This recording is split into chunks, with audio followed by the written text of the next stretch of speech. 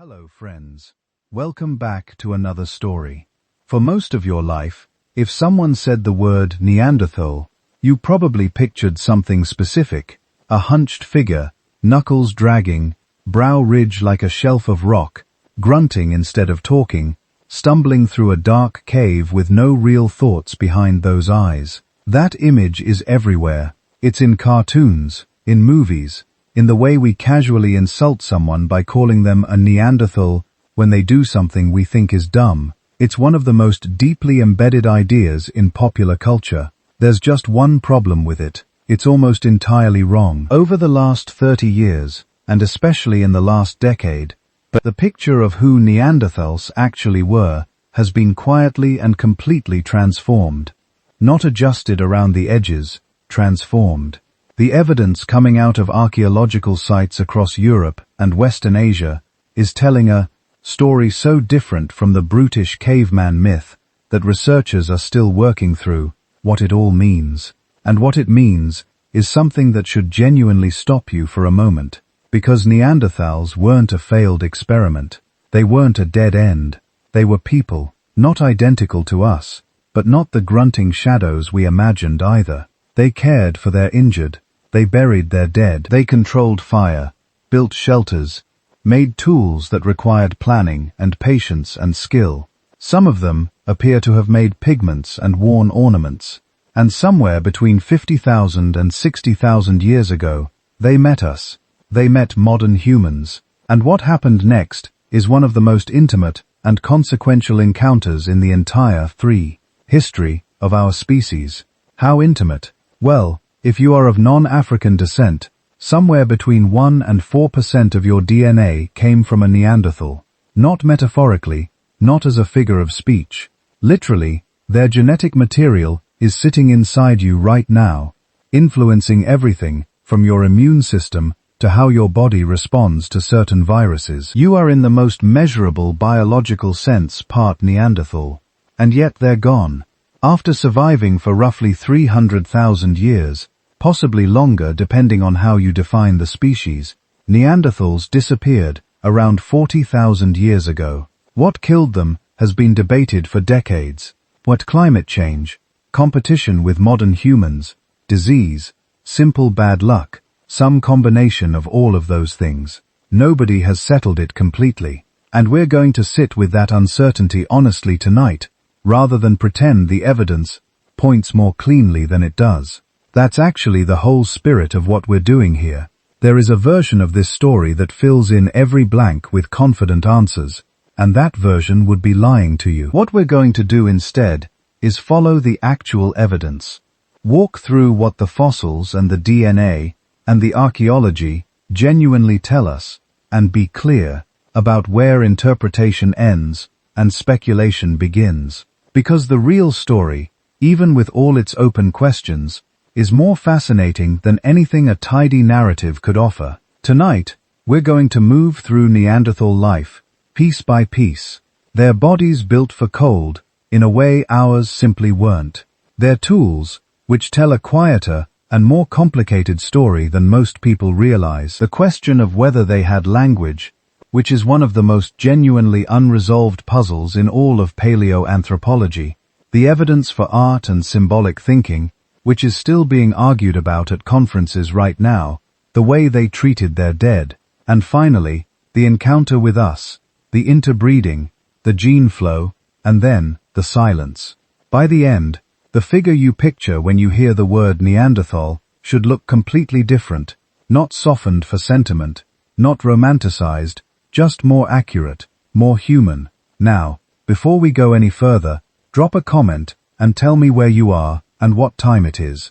That's one of my favorite things about making these. Someone in Edinburgh, just finishing dinner. Someone in Oakland trying to drift off at 2 in the morning. Someone in São Paulo, with rain on the window. I read those comments, and they genuinely make this whole thing feel worth making. So tell me where you are, and if you're listening on Spotify, first of all, thank you. That genuinely helps the channel. And second, following over there means you get these completely ad-free and without any background music.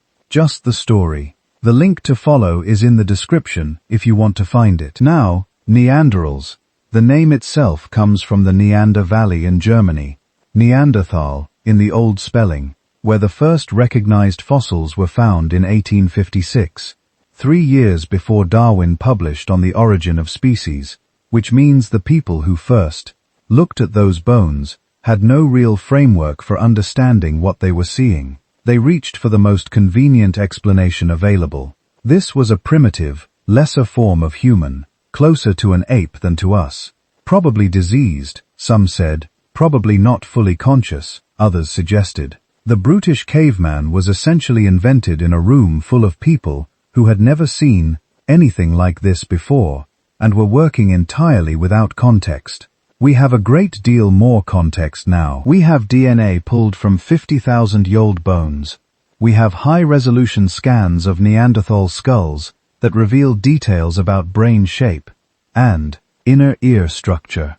We have chemical analysis of their teeth that tells us what they ate, where they grew up, sometimes even what season they were born in. We have sites where they clearly cared for individuals too injured to care for themselves, sometimes for years at a time.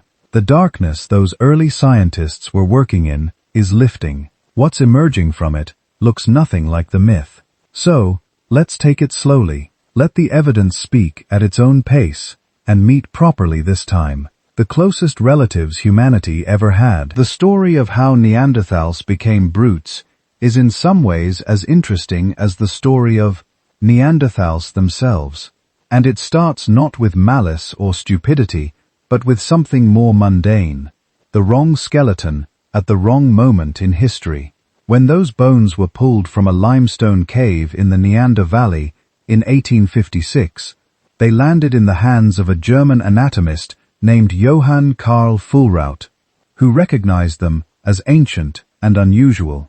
He passed them along to a professor named Hermann Schuhausen, who concluded they belonged to a savage and barbarous race of humans from deep antiquity. That framing stuck. The bones were old, they were strange, and in the absence of any evolutionary framework, the simplest interpretation was that they represented something lower, something partway between ape and man. Then Darwin published his work 3 years later, and suddenly there was a framework. But that framework filtered through the assumptions of Victorian England.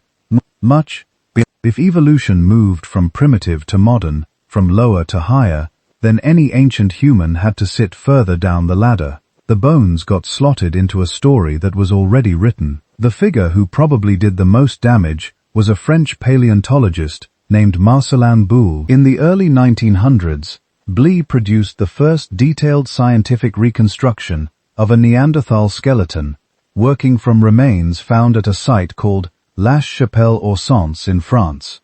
His reconstruction placed the Neanderthal in a stooped, bent-kneed posture with the head thrust forward, exactly the shuffling brute that would become the standard image for the next several decades. He described the creature as incapable of true speech, lacking the intellectual faculties of modern humans, essentially a dead end. The problem discovered decades later is that the skeleton Boule was working from belonged to an elderly male who had suffered severe arthritis. The curved spine, the worn joints, the abnormal posture, none of that was normal Neanderthal anatomy.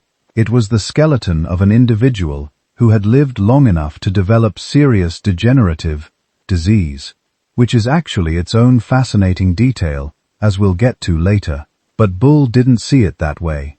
He saw what his assumptions told him to see, and then he illustrated it, published it, and sent it around the world.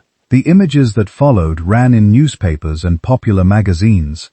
Painters and illustrators rendered the Neanderthal, as Boule had described it, hulking, dimied, barely upright. Museums built dioramas with these figures crouching over fires or dragging animals back to caves. Textbooks repeated the description without much question. Within a generation, the image was fixed. The brutish caveman wasn't just a scientific hypothesis. It was a cultural object, reproduced so many times, it became self-reinforcing. What's genuinely important to acknowledge here is that some of the uncertainty from that era was legitimate. The dating methods that would eventually allow researchers to place Neanderthal sites precisely in time didn't exist yet. The ability to extract and analyze ancient DNA wouldn't arrive for another 80 years. Microscopic analysis of tool edges, the kind that reveals how a blade was actually used, was decades away. The early scientists working with these fossils were not simply being lazy or dishonest. They were doing the best they could with tools that were nowhere near good enough for the questions they were asking. But legitimate uncertainty and cultural bias are different things, and both were operating simultaneously. Victorian science was deeply invested in hierarchies, in the idea that humanity had a ladder and that European modernity sat at the top. Any ancient human was going to be read through that lens, and Neander, with their heavy brow, sur ridges, and unfamiliar proportions, were easy to push down the ladder. The bias shaped what questions got asked, and which answers seemed plausible. The picture started shifting in the second half of the 20th century. Slowly at first, researchers re-examined Bull's Lache-Chapelle specimen and identified the arthritis. New sites turned up with better preserved remains. Dating techniques improved, but the real transformation came in waves, each one driven by a new method that the original discoverers simply couldn't have imagined. Radioarbon dating gave precise ages. Isotope analysis of teeth revealed diet and migration. High-resolution CT scanning showed the interior of skulls in 3 dimensions. And then, in 2010, came the moment that changed everything permanently. A team led by Svante Pääbo published the first draft of the Neanderthal genome sequenced from bones that had spent 50,000 years in a Croatian cave. That paper didn't just revise the myth, it dismantled the foundational assumption behind it. The idea that Neanderthals and modern humans were separated by some unbridgeable, cognitive, or biological gap. They weren't separate enough to prevent interbreeding. They weren't different enough to prevent children. Whatever the Neanderthal had been, it had been close enough to us that the line between our kinds blurred at the edges. The caveman image had been made from assumption and limited tools and the prejudices of its era. What was underneath it, waiting to be found, turned out to be something far more interesting. Strip away the old cartoons, and what you're left with is a body built for a very specific world. Not a world of tropical forests or mild Mediterranean hills, but a Europe that spent much of its time locked in glacial cold, wind-scoured plains, long winters, short, sharp summers. A place where the margin between enough heat and too little could be the difference between life and death. Neanderthal anatomy makes a lot more sense when you put it back into that landscape. They were shorter on average than many modern humans, but not by some enormous amount.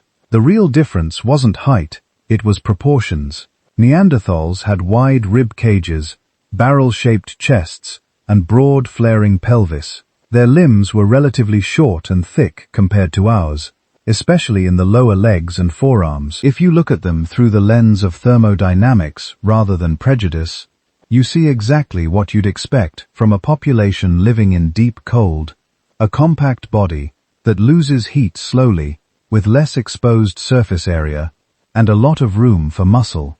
This pattern matches what biologists see in other cold-adapted mammals.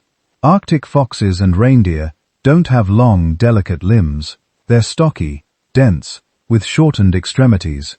Neanderthals fit the same rule. Their bodies were like efficient furnaces designed to burn fuel and hang on to every calorie of warmth. That dense, powerful build wasn't just about retaining heat. It was also about moving through a very demanding environment. Neanderthal bones are thick-walled and heavily marked by muscle attachments. The ridges where tendons anchored are pronounced, the joints robust. When researchers model the forces those bones could withstand, they point to individuals who lived at consistently high activity levels, generating tremendous mechanical stress just by going about their lives. This wasn't gym strength. It was farm strength, hunting strength, hauling strength, multiplied by cold. Imagine constantly walking over uneven frozen ground, pushing through snow, carrying meat, wood, stone, children, all while bundled in whatever clothing you could make. Day after day, year after year, the skeleton records that load. It also records the cost. Neanderthal skeletons are full of injuries, healed fractures of ribs, arms, legs, crushed bones in feet, signs of trauma to the head and neck. The pattern has often been compared to what you see in modern rodeo riders or contact sports. Athletes, a life spent in close encounters with large, dangerous animals and rough terrain. Some of that damage likely came from hunting. Before the reliable spread of long-range weaponry, getting meat often meant getting close. There's evidence that Neanderthals used thrusting spears at short distances, which means you're not launching a projectile from 20 meters away. You're stepping toward a massive, panicked herbivore and trying not to be trampled or gored. Sometimes you misjudge. The bone remembers, but not all the injuries came from hunting. Slips on ice, falls into concealed hollows, rock slides, accidents around fire and stone tools. A world without safety rails or emergency rooms leaves its signature. The striking thing is not just that Neanderthals were hurt, it's that many of them healed, bones set, remodeled, knitted back together. People survived broken limbs, serious degenerative disease, even tooth loss that would make chewing difficult. That tells us they were not only strong, but cared for. Someone must have brought them food, kept them warm, slowed down for them while they healed. We'll come back to that later, but the clues start here, in the fractures. If Neanderthal bodies show us their strength and their risks, their teeth show us how they ate their way through Ice Age Europe. For a long time, the dominant picture was simple. Neanderthals as hyper-carnivores, almost exclusively meat-eaters, chasing herds of mammoth, bison, and reindeer from one frozen valley to the next. There's some truth in that. When researchers analyze nitrogen and carbon isotopes in Neanderthal bones and teeth, they often find values similar to top carnivores, like wolves and big cats. In many regions, particularly in colder, more open habitats, Neanderthals sat very high on the food chain. They weren't nibbling at scraps.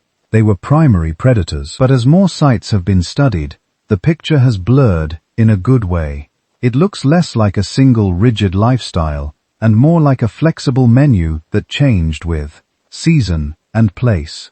At some sites, especially in forested or Mediterranean environments, microscopic plant remains have been found trapped in Neanderthal dental calculus, the hardened plaque on their teeth, starches from wild grains, residues from legumes and nuts, even traces that suggest cooking processes. Some chemical signatures hint at the use of bitter plants that might have had medicinal properties.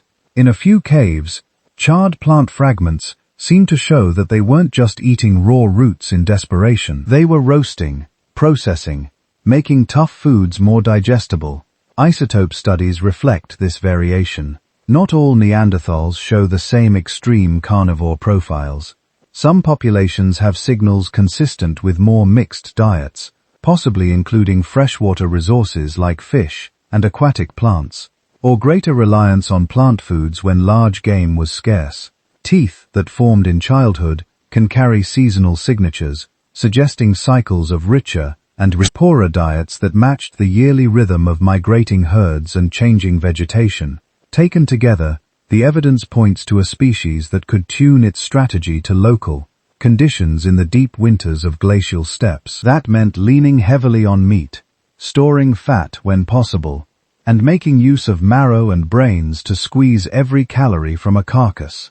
In milder climates, or during interglacial periods, it meant widening the net. Small game, gathered plants, maybe shellfish along coasts and rivers, different valleys, different solutions, all within the same broad framework of Ice Age life. The stereotype of the clumsy, stooping Neanderthal fits badly with this reality.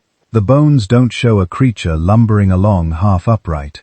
When modern anatomists correct for disease and reconstruct the spine, hips, and knees, Neanderthals stand fully erect with a natural lumbar curve and straight legs. Their gait, as far as we can tell, would have been efficient and sure-footed. The differences that do exist: a slightly wider stance, heavier joints, a center of mass shifted by that big chest and strong shoulders, look more like the adjustments you'd punt Mosa in a well-conned conditioned weightlifter compared to a runner, not in an ape compared to a human. Old reconstructions exaggerated the brow ridges and jaw, downplayed the subtlety of their faces, and bent their backs into caricature. Newer ones, based on 3D scans and detailed comparative anatomy, show something else: a human form that is unmistakably different from ours, but not alien. Broad, powerful, adapted to cold and to effort, fully capable of walking, running, climbing, kneeling, bending, and doing all the ordinary and extraordinary movements that survival required. A Neanderthal crossing a snowy slope would not have looked like a monster. They would have looked like a compact, heavily dressed human, moving with the practiced confidence of someone who knows every hidden dip and ice patch underfoot. Their world asked a lot of their bodies, and their bodies answered. Thick bones, powerful muscles, resilient joints, a metabolism geared for cold and effort. A life lived between scarcity and abundance, punctuated by danger, stitched together by long, ordinary days of work. This is the frame we need to hold in mind as we move deeper into their inner world, because inside those robust skulls, behind those heavy brow ridges, sat brains that tell a story just as surprising as their bones. Inside those robust skulls, the first thing that stands out is simple. Neanderthals had big brains, on average, slightly bigger than ours. For a long time, that fact was either ignored or twisted. When Neanderthals were painted as slow and primitive, their large brain volumes were treated as an oddity, a kind of evolutionary mistake. When later writers wanted to rehabilitate them, those same brain measurements were waved around as proof that they must have been geniuses. Both reactions miss something important. Brain size is only part of the story, and not a very precise part. If you take a group of modern humans today, the people with the largest brains are not automatically the ones with the highest IQ scores. There's a loose statistical relationship across big samples, but it's messy, overshadowed by factors like how the brain is wired, how it develops, and what it's been trained to do. Between closely related species, it gets even trickier. A slightly larger or smaller brain doesn't map neatly onto being smarter or dumber. It often maps onto differences in body size, sensory priorities, or life history. So, when we say Neanderthals had larger cranial capacities than most modern humans, we're not saying they were cognitively superior. We're saying they had a lot of neural tissue arranged in a slightly different way inside skulls, shaped by different pressures. That's where endocasts come in. An endocast is a cast of the brain case, either a physical mold or a digital reconstruction. It doesn't give us the brain itself, but it traces the inner surface of the skull, showing overall volume and some broad shape features. With Neanderthals, those casts suggest a brain that was long and low compared to ours, fitting inside a skull that bulged backward rather than rising into a tall forehead. In modern humans, the parietal regions near the top and back of the brain case are relatively expanded. Some researchers link that to things like complex tool use, visual spatial integration, and aspects of self-awareness. Neanderthal endocasts seem to show relatively more volume in areas related to visual and, perhaps, motor processing, though the details are debated. This is where caution matters. Endocasts can't show fine-grained wiring. They can't tell us how many neurons were packed into particular regions, how efficiently they were connected, how those connections changed with age and experience. They're silhouettes of a vanished organ, not a blueprint. So when you hear claims like Neanderthals had enlarged visual cortices, therefore they were less social, or their frontal lobes were underdeveloped, it's worth pausing. The visual cortex argument, for example, starts from an observation.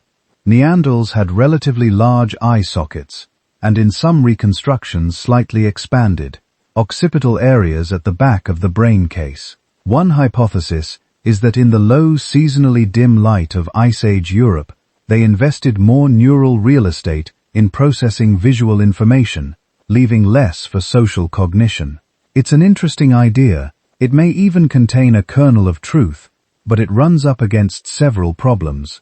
Eye socket size is influenced by many factors, and brain shape doesn't translate cleanly into specific cognitive trade-offs. Social cognition itself isn't located in one neat corner of the brain. It's distributed, overlapping with systems for memory, language, attention, and movement. So instead of treating any single endocast-based claim as a verdict, it's more helpful to see them as hints. Neanderthal brains were not just shrunken or distorted versions of ours, they were organized slightly differently, in ways that probably reflected the sensory and ecological demands of their world. Think about what that world required them to notice. On an open wind-blasted steppe, with herds moving across the horizon and storms rolling in without much warning, vision matters. Being able to track subtle movements at a distance, read the texture of snow and ice, pick out a partially buried carcass or a predator's silhouette would be life-saving. In forested or broken terrain, it would matter just as much, but at closer range, reading dappled shadows, glimpsing a hoof through branches, spotting the best path across unstable ground. There are hints, too, in their ears. The bones of the Neanderthal ear canal and middle ear have been studied in detail. When researchers model how those structures transmit sound, the hearing profile looks surprisingly similar to that of modern humans, especially in the range where consonant sounds fall. That suggests Neanderthals were well tuned to detect subtle differences in speech-like sounds, which fits with the idea that they had complex vocal communication. It also means they likely heard the whispers of their environment, the crunch of distant footsteps on snow, the creak of trees under ice, the first rumble of shifting rock.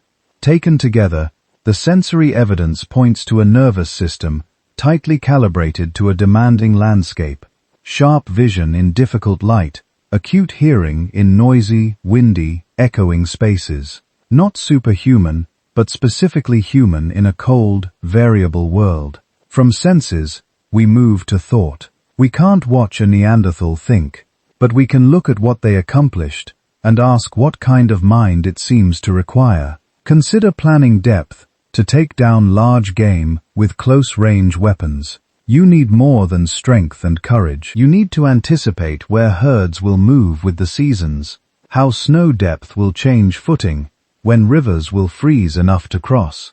You need to coordinate a group, people driving animals from one side, others waiting at choke points, backup plans if the wind shifts and your scent gives you away. Archaeological sites with stacked layers of hunting remains suggest that Neanderthals returned to the same kill locations repeatedly, exploiting natural topography, cliff edges, river bends, narrow passes. That implies a mental map of the landscape and an understanding of animal behavior that unfolds over months and years, not just hours.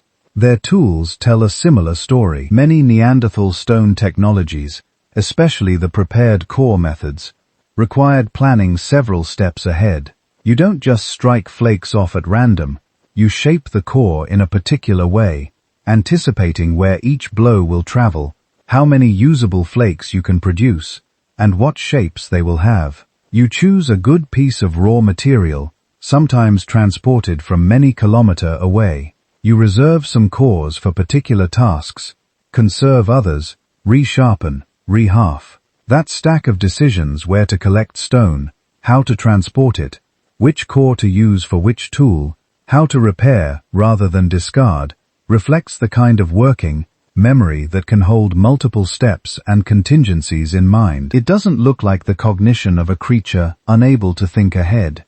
It looks like a mind used to juggling sequences and consequences. Yet here too, interpretations diverge. Some researchers argue that despite clear evidence of planning, Neanderthals may have had slightly less flexible working memory than many modern humans. The idea is not that they couldn't plan at all, but that they may have been less adept at rapidly recombining ideas, improvising novel solutions, or managing very large, complex social networks. In this view, Neanderthals were excellent at routines honed over generations, hunting particular species, using familiar landscapes, maintaining stable small group organizations. Others push back, pointing out that the archaeological record shows variation and innovation, that within Neanderthal populations, changes in tool traditions, adjustments to new environments, possible use of pigments, and personal ornaments in some regions. That pattern, they argue, is hard to square with a rigid, inflexible cognitive style.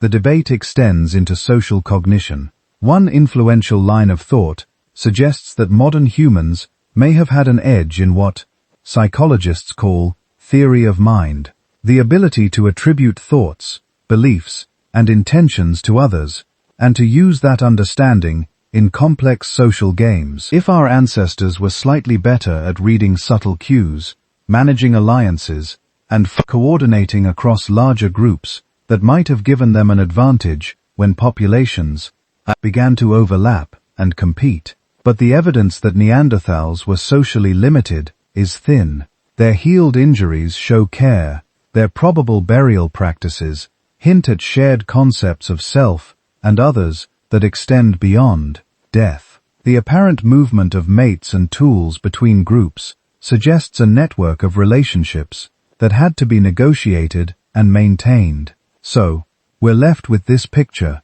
a brain as large as, or larger than our own, housed in a differently shaped skull, senses tuned to a harsh environment, behavior that reveals real planning and coordination, and an open question about exactly how their minds organized social life, memory, and innovation. The safest thing we can say is not that they thought like us, or that they thought like brutes, but that they thought in a way that was recognizably human and yet not identical to our own. A different emphasis, a different balance of strengths shaped by ice and distance and long cold nights.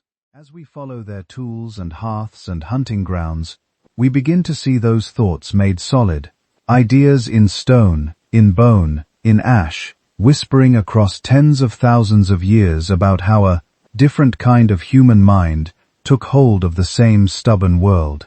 The first of those whispers is something archaeologists call the Mastarian Toolkit. It sounds like a brand name, but it's really a label we give to a pattern. Across much of Europe and Western Asia for well over 100,000 years, Neanderthal sites turn up with broadly similar stone tools, side scrapers, points, notched pieces, denticulates that look a bit like serrated knives, and a host of more specialized forms. To older generations of researchers, this uniformity felt dull compared to the later explosion of blades and ornaments in the Upper Paleolithic Mustasterian assemblages were written off as simple, static, conservative. But when you look more closely, that apparent sameness starts to dissolve, and something else comes into focus. First, the core of the system. Prepared core methods, especially lever. This isn't random flaking. It's not sitting by a rock, banging off chips, until you get something vaguely sharp. Levelli is a method, almost a recipe for shaping a stone core, so that with a few final well-aimed blows, you detach flakes that already have the size and shape you want. You begin by choosing good raw material. Not every cobble works. Many Mustian sites show that Neanderthals preferred certain types of flint, or quartzite, and that they were willing to go out of their way to get them. Sometimes those stones can be traced back to outcrops tens of kilometers away from where the tools ended up. Then comes the geometry.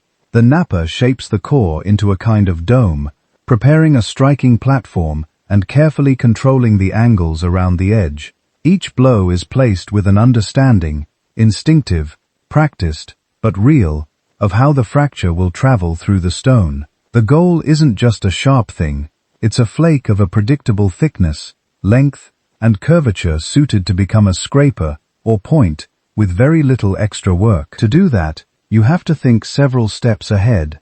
You sacrifice some material at the beginning, so that the later flakes will come off cleanly. You visualize the flake before it exists. Level is less like breaking a rock and more like roughing out a mold in reverse. Calling that simple misses the point. The method is intricate, but once learned, it is repeatable. It encodes a body of know-how that can be passed down, refined, and shared. When archaeologists find Levois flakes thousands of kilometers apart, following the same basic logic, they're looking at evidence of a mental template that stretched across landscapes and generations, and stone was only one part of the story. Many Mousterian tools were composite. A sharp flake by itself is a knife, but hafted onto a wooden shaft with sinew and adhesive, it becomes a spear or a specialized cutting implement. For a long time, it was easy to miss that, because wood and glues usually rot away. But in some exceptional sites, traces survive. Impressions of hafts, residues of plant fibers, microscopic polish, where stone met handle. There is also birch tar. To get tar from birch bark, you can't just toss it in a fire and hope for the best. Birch tar forms when bark is heated in the absence or near absence of oxygen. That means you need some kind of controlled setup. Bark sealed under stones or clay, or packed into a pit with a fire built above. Heat has to be sustained within a certain range. Too cool, and nothing happens. Too hot, and the bark burns away. Archaeologists have found lumps of this tar at Neanderthal sites, sometimes bearing the imprint of a stone tool that was once glued in place. Experimental work suggests that even the simplest tar production methods require a sequence of actions, attention to temperature, and the ability to monitor a process you can't fully see. More elaborate methods imply containers, vents, and deliberate control of airflow. Birch tar is sticky when warm, tough, and water-resistant when cool. Using it to half points and scrapers turns fragile flakes into durable tools. It's chemistry practiced without equations, engineering without blueprints. If you imagine Neanderthals as incapable of abstract thought, a bead of carefully made tar sitting on a flake edge is a quiet counter-argument.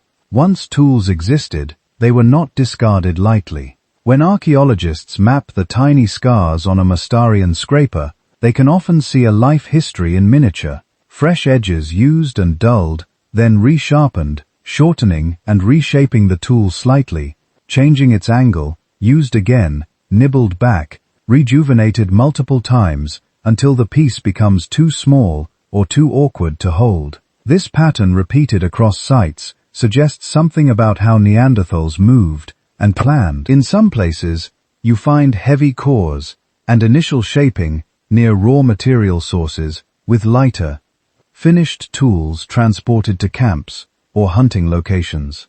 In other sites, you find mostly exhausted pieces, tools worked down to nubs, evidence of groups far from their quarry, squeezing every last use out of what they had carried.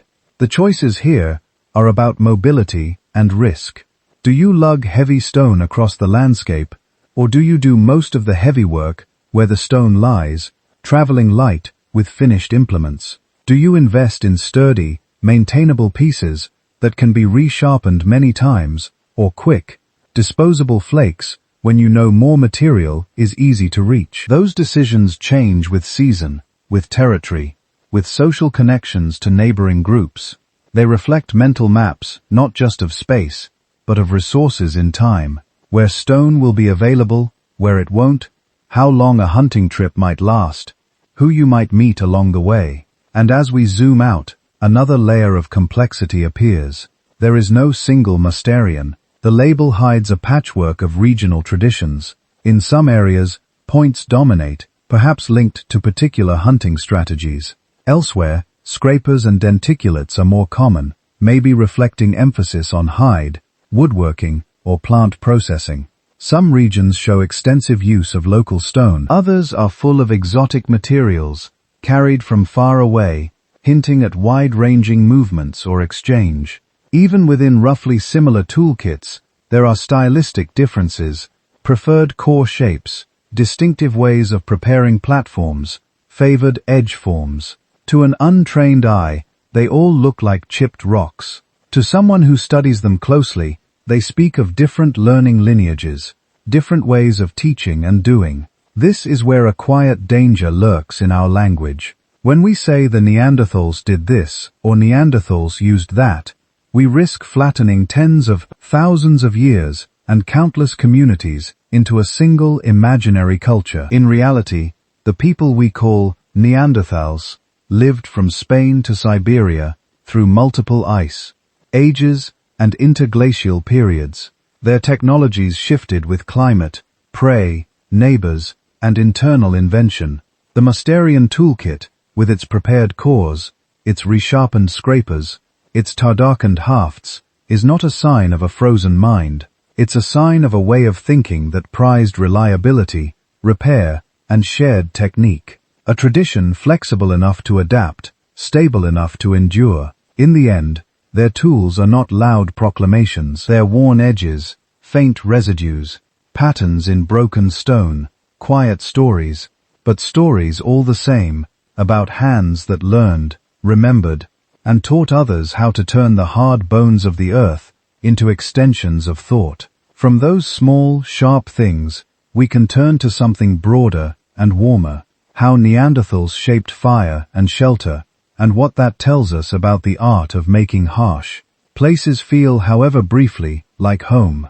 If tools are the sharp, focused edge of Neanderthal life, fire is the quiet, glowing center. For a long time, textbooks and documentaries tended to give Neanderthals only partial credit here. Maybe they could keep a natural fire going, the story went, but they probably couldn't make one from scratch. Maybe they use caves only as crude windbreaks, huddled in smoky darkness, living rough in places real humans would later civilize. The evidence doesn't really fit that picture. Across many Neanderthal sites in Europe and Western Asia, archaeologists find repeated traces of controlled fire, discrete hearths with layers of ash, charcoal from specific kinds of wood, burnt bone, sometimes even reened earth baked by long, steady heat. These aren't random scatters from lightning-struck trees. They're focal points, places where fire was returned to again and again. In some caves, you can see this in vertical sequence, a layer of sediment containing a circular ash patch. Then above it, another shifted slightly as the living space was rearranged. And above that, another and another, stacked through time, occupation, departure, return.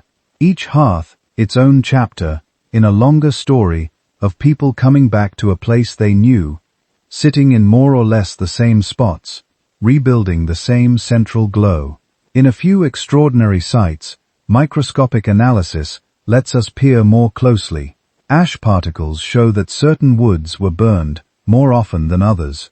Dense, slow-burning species that give steady heat and good coals. Some layers contain heated stone arranged in crescents or small basins, perhaps to contain embers or reflect warmth. Burnt bone fragments hint that fires doubled as waste disposal units, turning leftovers into fuel and ash. All of this suggests not just access to fire, but fire management, collecting the right kind of fuel, tending a flame through the night, banking embers under ash so the next day's fire could be coaxed back with minimal effort. It's still debated whether Neanderthals regularly produced fire on demand in all periods and all regions. Striking sparks from stone or using friction-based methods leaves very little direct trace.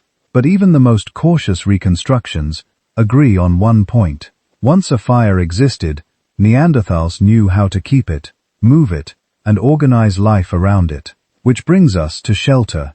Caves and rock shelters are overrepresented in the record because stone preserves so well. It's easy to imagine from the archaeology alone a species that loved caves more than anything. But it's likely that Neanderthals also lived in open-air camps under structures made of wood, hides, and perhaps turf, places that have mostly melted back into the landscape. Still, hints remain. At some exposed sites, archaeologists have found rings or arcs of stones, patterns of post holes, and distributions of artifacts that look less like random scatter and more like the footprint of built structures, windbreaks, liantos, or more enclosed huts. In cold, treeless environments, even simple arrangements, stakes driven into the ground, mammoth bones propped as frames, hides stretched and weighed down with stones, could turn a bare plain into something more habitable. Where caves are present, Neanderthals seem to have used them selectively. They rarely occupied the deepest, dampest recesses, unless pushed by circumstance. Instead, hearths and tool debris tend to cluster near entrances or in roomy chambers with access to daylight and ventilation. In some sites, different areas within the same cave show distinct activity zones. A cluster of hearths and food remains here, concentrations of stone working there, quieter corners with less debris that might have been used for sleeping or other low-impact tasks. Spatial organization is a dry phrase, but what it really points to is routine. Imagine a large rock shelter in winter, snow outside, wind buffeting the cliff face, but inside, the air is moderated. Hearths mark the center of each family's micro-world. Around them, bones are cracked for marrow, meat is roasted or smoked, hides are stretched and scraped, tools are repaired. Children drift in and out of the firelight, learning what can be touched, what is hot, what is sharp. There is order in where things happen, napping close enough to the fire for light, but not so close that flying chips land in the embers. Sleeping spots arranged away from drafts, perhaps cushioned with gathered grasses or evergreen boughs, areas where food waste is tossed, another step or two removed to keep pests to a minimum. Over and over, in site after site, artifact patterns hint at this kind of invisible architecture of use. From that arrangement of space, we can infer something important about their days. They were not spent in constant frantic struggle.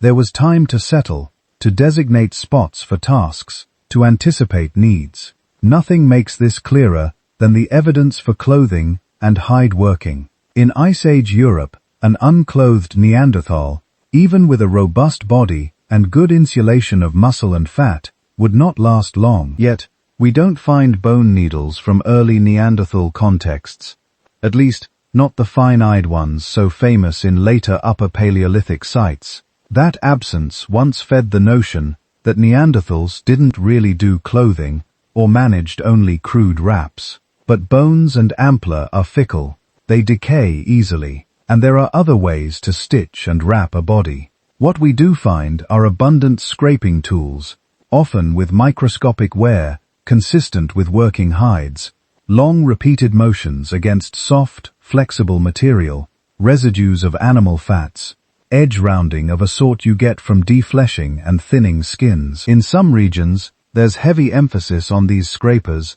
suggesting that processing hides was not an occasional task, but a central recurring activity. From ethnographic parallels, we know that even simple cold-weather clothing, a wrapped cloak held in place with thongs, a hooded cape, layered leggings tied with cords, can offer enormous protection. None of that requires eyed needles. You can pierce with awls, lace with strips of hide, and fasten with knots. You can line garments with fur turned inward, or build up multiple layers to trap air.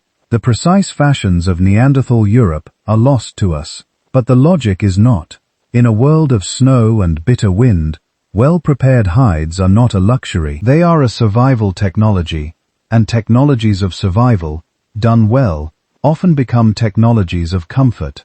The comfort is the quiet theme running through all of this. A well-placed hearth softens the edge of night and cold. A carefully chosen shelter, cave, rock overhang, or hut on an open terrace buffers wind and rain. Thoughtful spatial organization reduces smoke, clutter, and conflict. Properly treated hides turn killing frost into bracing chill, and then into something almost cozy when you're close to the flames. Once we recognize these comfort technologies, Neanderthal life starts to look less like a grim battle against the elements, and more like a practiced art of making harsh places livable. Not every day was safe, not every night was warm, but there were rhythms, routines, and small domestic achievements. A fire that catches quickly because yesterday's embers were banked well. A shelter that needs only minor repair as winter returns. A cloak that has been softened and smoked until it sheds water and hugs the body just right. These touches don't just keep bodies alive, they shape how minds experience the world. A child who grows up knowing that the group can make warmth, can build walls against the wind, can wrap the body in crafted skin, learns that the landscape is not only danger, but also material, something that can be engaged, altered, tamed in small, gentle ways. From there, it is a short step to another realm, where cooperation and planning are everything, the hunt and the sharing of food that follows. If shelter and fire are the stage, hunting is the drama that keeps returning. Neanderthals lived in landscapes where a single animal could mean the difference between hunger and abundance. The bones they left behind make that clear. At many European sites, the remains are dominated by large grazing mammals, bison, horses, red deer, sometimes even mammoth or rhinoceros. This wasn't a diet built mainly on berries and rabbits. It leaned heavily on big, dangerous bodies moving across open ground. How they got those bodies has been a subject of long debate. Early on, some researchers suggested that Neanderthals were mostly scavengers, picking at carcasses left by lions and hyenas. That idea fit an outdated picture of them as less capable than later humans, always one step behind, living off leftovers. But when archaeologists began looking closely at the evidence, the story shifted. At certain sites, most of the animal remains come from adults in their prime, not the very young, the very old, or the sick. That's not what you bid. If Neanderthals were only scavenging what predators had already killed, large carnivores tend to take the easiest targets. Yet, Neanderthal assemblages often show a different pattern. Herds called in ways that suggest deliberate choice, not random opportunity. Seasonal signals add another piece. In some locations, tooth growth and antler development indicate that animals were killed at the same time of year, over and over. That looks more like planned exploitation of migration routes or seasonal gatherings than chance encounters with carcasses. Then there are the tools themselves. Many Neanderthal sites preserve sturdy stone points that seem well suited for thrusting. Spears. Some show impact damage that matches experimental tests of spears driven with force into animal carcasses. Wooden spears rarely survive, but a few extraordinary finds, sharpened weighted sticks from older European contexts, hint at a deep tradition of crafting heavy, close-range weapons. Put together, this has led many researchers to picture Neanderthals as cooperative hunters, not lone figures charging at mammoths, but groups coordinating their movements, maneuvering herds toward cliffs, ravines, or boggy ground. Individuals positioned along escape routes, some driving, some blocking, some taking the risky role at the point of contact. You don't need complex military tactics to do this, but you do need shared attention, timing, and trust. Still, their strategies were not the same everywhere. In some regions, especially colder open environments, the emphasis on large game is striking. There, Neanderthals seem to have built their lives around the rhythms of big herds, supplementing with smaller animals and plants as needed, but always returning to the meat-thievy core. In other areas, especially more temperate zones or ecologically varied landscapes, the diet appears broader along coasts and rivers. There is evidence of fish, shellfish, and waterfowl. In some inland sites, small game hares, birds enters the picture more prominently. Plant use leaves fewer traces, but microscopic wear on teeth and residues on tools suggest that roots, tubers, nuts, and seeds played a role, especially in seasons when big game was scarce. Neanderthal subsistence wasn't a single monolithic strategy. It was a spectrum, shifting with climate, terrain, and local opportunity. What they did once the animal was down is written even more clearly in the bones. Under a microscope, cut marks have a language of their own. Fine, parallel incisions along joints and muscle attachments match the motions of skinning and filing. Deeper, more forceful marks at limb ends show where tendons were severed to disarticulate the carcass. Spiral fractures in long bones, broken when the bone is still fresh and flexible, speak of deliberate cracking to get at the rich, fatty marrow inside. At many Neanderthal sites, this pattern is consistent and systematic. It suggests practiced routines: skin the animal a certain way, remove particular cuts in a specific order, transport the most valuable parts back to camp. Sometimes the distribution of bones within a site shows that only select portions were brought home, while less nutritious parts were left at the kill spot. Even skulls bear traces of careful work. Cut marks and percussion scars hint at tongues being removed, brains extracted. In a cold world, fat and organ meat are precious. The butchery patterns tell us these weren't people who left much behind. One of the more sobering lines of evidence comes from injuries, especially on Neanderthal skeletons themselves. Comparisons with modern groups show that the pattern of healed fractures in Neanderthals looks oddly familiar. Not like farmers, not like office workers, of course, but like professional rodeo riders. Lots of trauma to the upper body, ribs, shoulders, skulls. Injuries you might get if you frequently found yourself in violent proximity to large, panicked animals. It's not proof, but it fits well with the idea of close-range hunting. Heavy thrusting spears, contact at a few meters or less, not always from positions of perfect safety. Even with coordination and experience, things go wrong. Animals veer, hooves and horns catch flesh and bone. The number of healed fractures suggests that many Neanderthals survive these encounters, living long enough for broken bones to mend. Behind all of this, behind the planning, the danger, the work of butchery, sits a quieter question. Who got to eat? And how was food shared? In small, tight-knit groups, the kill doesn't belong only to the person who threw the spear.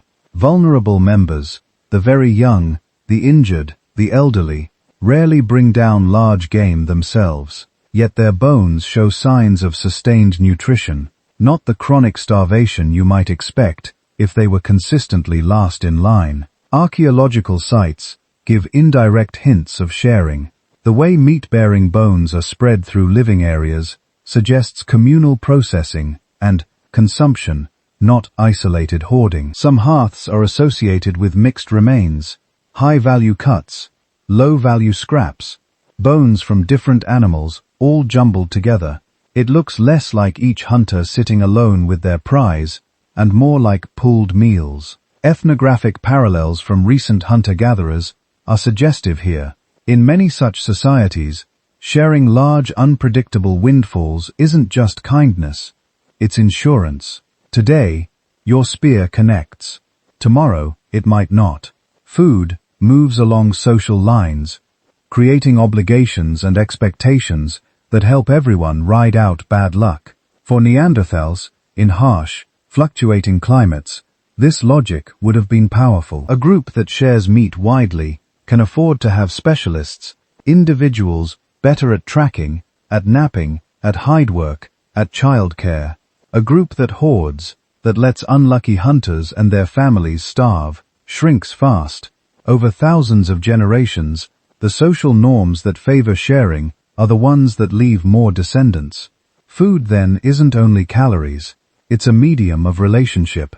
The same hands that grip a spear to bring an animal down later, strips of roasted meat to a sibling, a partner, a child, perhaps an aging grandparent who can no longer hunt, but remembers where the herds passed 20 winters ago. Hunting success turns into warmth at the hearth. Full bellies, quiet talk in the dark, and in that circle of light, as meat and marrow travel from person to person, another layer of Neanderthal life becomes visible. The care they showed one another when the hunt was over, and how those bonds may have mattered as much to survival as any tool or weapon. Care shows up in bones as surely as hunting does. When paleoanthropologists first began assembling Neanderthal skeletons, they noticed something strange. Again and again, they found individuals who had suffered serious injuries or impairments, and lived with them for years. One of the most famous cases comes from Shanidar Cave in what is now Iraq. There, among layers of sediment and stone tools, lay the remains of a man who had clearly had a hard life. His skull shows signs of a major blow to the head, probably received when he was relatively young. The injury seems to have damaged the right side of his brain. His arm on that side is withered and deformed. His right hand is gone, likely lost long before death. His foot and leg show evidence of trauma and degenerative changes. He was probably partially blind. He almost certainly limped. Yet the bones also tell us something else. He survived for decades like this. In a world where survival required walking long distances, hunting large animals at close range, gathering fuel, and competing with predators, it's hard to imagine a man with that many impairments making it alone. He would have struggled to keep up with a mobile band to defend himself, to acquire enough food in bad winters. His survival suggests that other people helped. Shanidar isn't the only example. Across Neanderthal sites in Europe and Western Asia, researchers have catalogued multiple skeletons with healed fractures, spinal damage, joint disease, and degenerative conditions that would have limited mobility or strength. Ribs knit back together, long bones that broke and then fused in misaligned but functional ways. Vertebrae worn down to the point where every step must have hurt. These individuals didn't just scrape through a few weeks after injury. Many lived long enough for significant bone remodeling to occur, sometimes for years. Some appear to have reached what for Neanderthals would count as old age. So what does care look like in a small mobile hunting group? It probably didn't resemble a modern hospital. There were no written medical traditions, no sterilized tools, no formal systems of nursing. But even simple, consistent acts could make the difference between life and death. Someone has to bring water to the person who can't walk easily. Someone has to share extra portions of food while a broken leg mends. In cold climates, someone has to help keep them near the warmest part of the fire, adjust their sleeping furs, change their position so sores don't form on one side. During moves between camps, others may have slowed the pace, carried more weight to compensate, or at least for shorter distances, physically supported the injured. Among recent hunter-gatherer groups, such tasks are often distributed. Close kin do much of the day-to-day work, but the whole band adjusts around the vulnerable person, limiting the range of foraging trips, arranging camp layouts so that those who can't move still stay within the social center. It's reasonable to imagine something similar among Neanderthals. And care isn't only for the catastrophically injured. The skeletal record also shows signs of chronic conditions, arthritis, dental problems, wear and tear in hips, knees, and spines that suggest years of heavy labor followed by gradual decline. Older individuals might have struggled to haul carcasses or climb steep ravines. They may have lost teeth, making some foods hard to chew. Yet, their bones also show long survival. They were not quietly abandoned in the snow as soon as they became less productive hunters. Keeping such people alive comes with costs. In a strict cold calculus, a group focused only on short-term efficiency might have left the weakest behind. Every extra mouth requires precious calories. Every slowdown risks lost hunting opportunities. So why didn't they? One answer is emotional, and we can't measure that directly. Attachment, affection, grief, that those leave no fossil trace.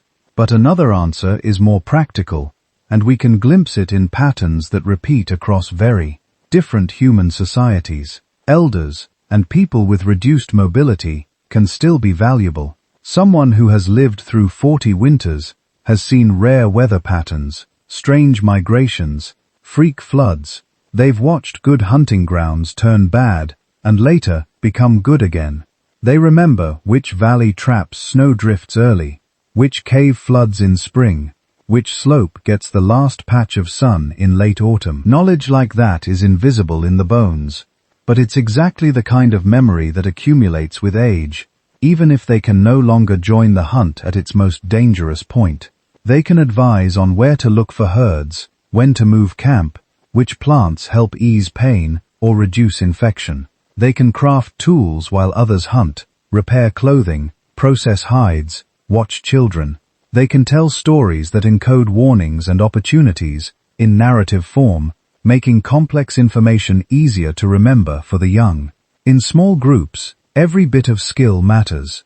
A person who has spent decades knapping stone may be a master at producing reliable spear points, even if their knees no longer let them sprint. A woman who has given birth multiple times and helped others give birth brings irreplaceable knowledge during difficult labor. A person with limited mobility may become a specialist in tasks done near the hearth: cordage making, plant preparation, maintaining the fire itself. Care, then, isn't just generosity. It's an investment in accumulated experience. Over thousands of years, bands that tended their injured and valued their elders likely had a survival edge. They could draw on deeper memory during crisis, maintain more complex tool traditions, preserve rare knowledge that might mean the difference between starving and finding food in a bad year. The environment Neanderthals inhabited makes this logic even sharper. Ice Age Europe was unstable, glaciers advanced and retreated, forests shifted to steppe and back again, animal populations boomed and crashed. In such a volatile setting, resilience depends on more than strong arms and thick bones. It depends on flexible social systems, on networks of support that allow the group to buffer bad luck. If you break your leg during a rich autumn, when herds are close and fat, your group can more easily spare help. If you fall ill at the tail end of a long winter, when supplies are low, the decision becomes harder. But even then, the very existence of healed injuries tells us that at least sometimes, Neanderthal bands chose to bear that burden. This doesn't mean their world was free of harshness. Archaeology can suggest care. It cannot tell us motives. We don't know whether an injured hunter was cherished by kin, grudgingly tolerated because his hunting skill might return, or supported because norms demanded that everyone be fed as long as possible. We also have to remember survivorship bias. The cases we see are the people who lived long enough to heal. Others with similar injuries may have died unburied, unpreserved, their bones scattered by scavengers and never found. The record is incomplete by its nature, and there's danger in projecting our own ideals onto them. It is tempting to imagine Neanderthals as either brutal survivalists who abandoned the weak, or as paragons of communal care. The truth was almost certainly somewhere in between, varying by time, place, and circumstance. Yet, even with these cautions, the pattern is hard to ignore. Repeated independent cases of long-term survival with serious impairments across different regions and time periods. That pattern fits comfortably with a picture of closely knit groups that shared more than meat. People watched over each other when sickness came. They compensated, consciously or not, for those who couldn't pull their full weight. They adjusted routines, reallocated work, allowed some members to specialize in lower risk, higher skill tasks as they aged. In return, the group gained something invisible and powerful: social memory, emotional bonds, a sense of us that extended beyond immediate usefulness. In a landscape where cold and hunger were constant threats, that kind of social fabric may have been as important as any spear point. It kept knowledge alive through lean years, buffered individuals against random disaster, and allowed bands to hold together instead of fragmenting at the first sign of strain. From this angle, Neanderthal life looks less like a simple contest of strength, and more like a web of mutual dependence. Thick arms and sturdy bones mattered. So did sharp tools and good hunting strategy. But underneath all of that ran quieter currents: the hand that steadies someone as they limp toward the fire, the patient teaching of a skill to a child, the decision to feed another person. even when your own stomach feels hollow. Those threads of care and obligation are not unique to us. They seem to run deep in our shared lineage, and they set the stage for another question that refuses to stay quiet in the background. How did Neanderthals talk to one another? And what kind of language could sustain such intricate social lives in the long dark winters of the Ice Age? Language does not fossilize. There are no words in the dirt, no sentences preserved in stone. All we have are bones, genes, tools, and the quiet logic of what it would take to live the kind of lives Neanderthals clearly lived. So when we try to imagine how they spoke to each other around the fire, we have to move gently, one clue at a time, careful not to let our own voices speak too loudly for theirs. One starting point is anatomy deep in the throat. Humans have a small horseshoe-shaped bone called the hyoid. It anchors muscles of the tongue and larynx and helps support the movements we use for speech. For a long time, no one expected to find a Neanderthal hyoid that looked anything like ours. If they were primitive, surely their vocal anatomy would be too. Then a beautifully preserved hyoid from a Neanderthal in Kabar Cave in Israel came to light. Under close study, its shape and apparent position in the throat turned out to be remarkably similar to that of modern humans. Not identical, but close enough that many researchers now think Neanderthals had the basic hardware to produce a wide range of speech sounds. A larynx that could support complex control of pitch, a tongue anchored in a way that allows fine movements. Other skeletal clues point in the same direction. The base of the skull, where the spinal cord enters, is shaped in ways that suggest a vocal tract not wildly different from ours.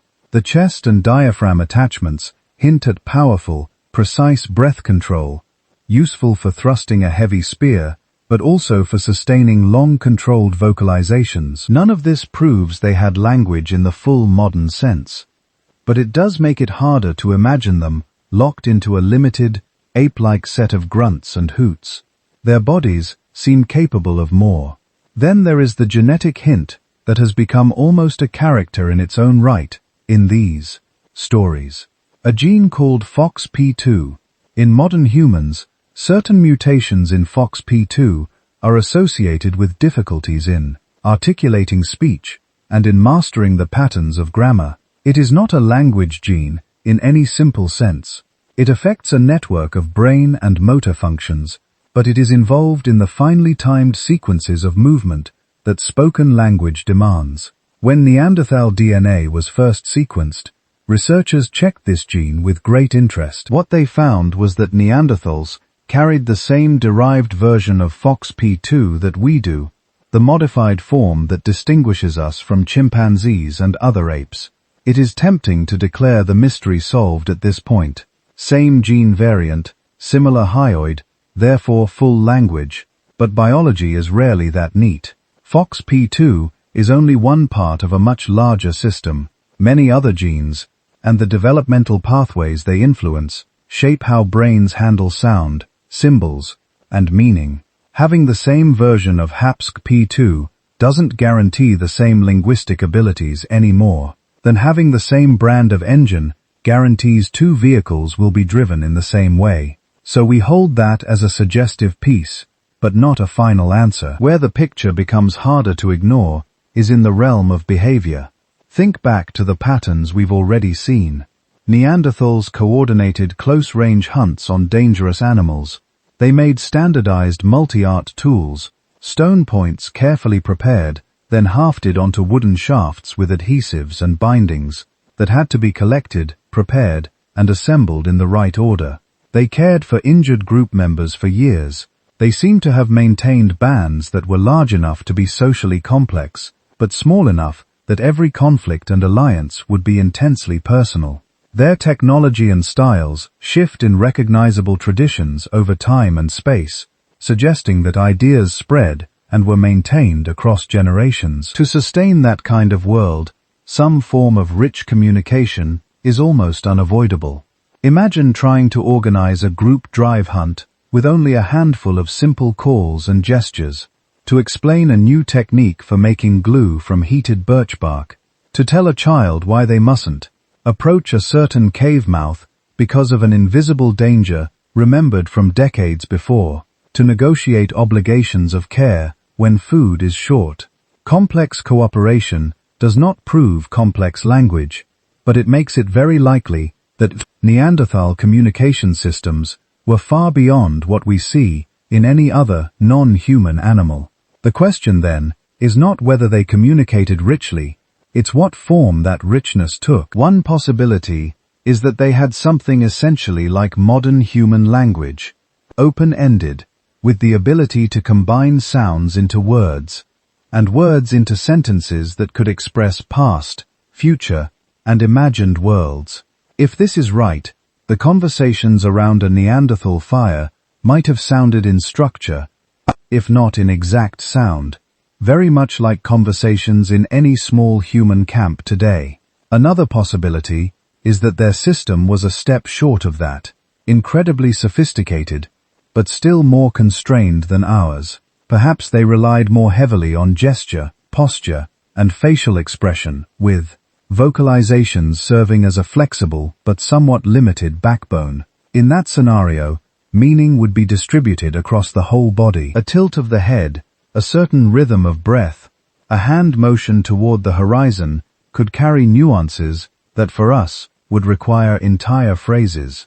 Spoken elements might have been more formulaic, less freely recombined than in modern languages, but still incredibly effective in the specific contexts of hunting, sharing, comforting, and teaching. It's also possible that there was variation over time and space. Some Neanderthal groups, under particular pressures or opportunities, may have pushed their communicative systems closer to the open-ended complexity we associate with language, while others remained more gestural, more tied to immediate context.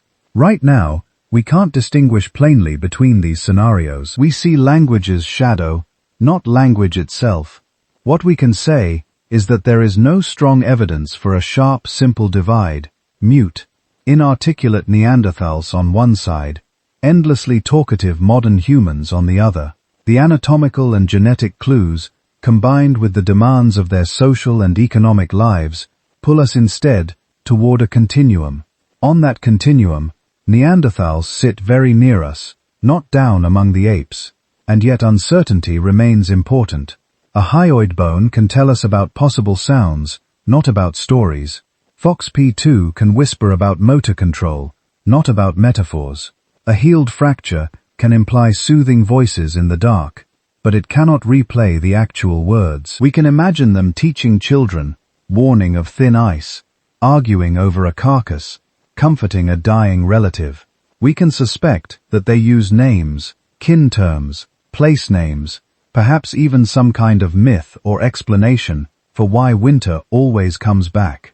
But beyond a certain point, we are listening to echoes, so we hold both ideas at once. Neanderthals almost certainly communicated in ways far richer and more structured than any other animal we know, and we cannot from this distance say exactly how far along the road to full modern language they had come. What that uncertainty does, though, is open the door to the next question. If they could share stories, even in a partial sense, if they could weave meaning across time with words, gestures, and symbols, did they leave any trace of those inner worlds outside their own minds?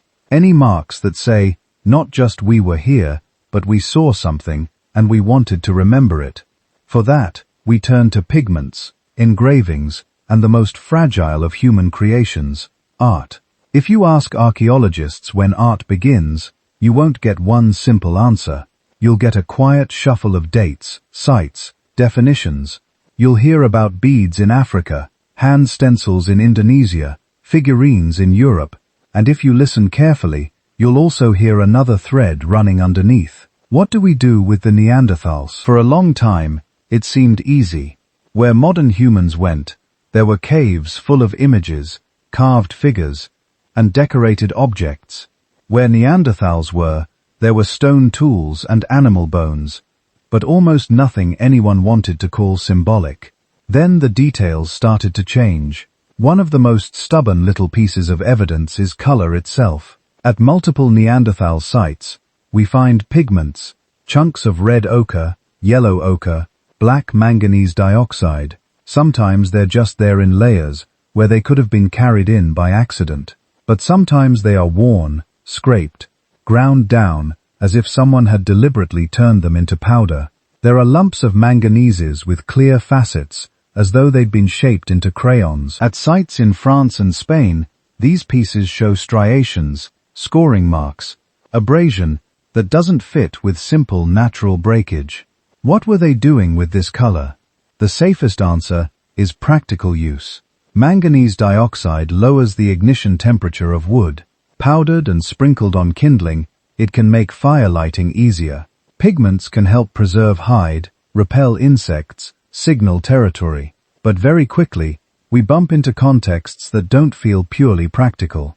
In some Neanderthal assemblages, pigments appear together with pierced animal teeth and shells. At Cueva de Aviones and Qua Anton in Spain, for instance, there are scallop and cockle shells that seem to have been collected, modified, and painted. Some have traces of red or yellow pigment inside. One has a small hole near the edge, where a thong might have passed through. These finds are associated with layers that by some dating methods are over 115,000 years old, well before modern humans are thought to have reached the area. If those dates hold, then Neanderthals were using pigments and shells in ways that look a lot like personal adornment long before our species arrived. But the dates are part of the problem. How do we know who made what and when? Early on, archaeologists often relied on relative dating. What layer lay above what?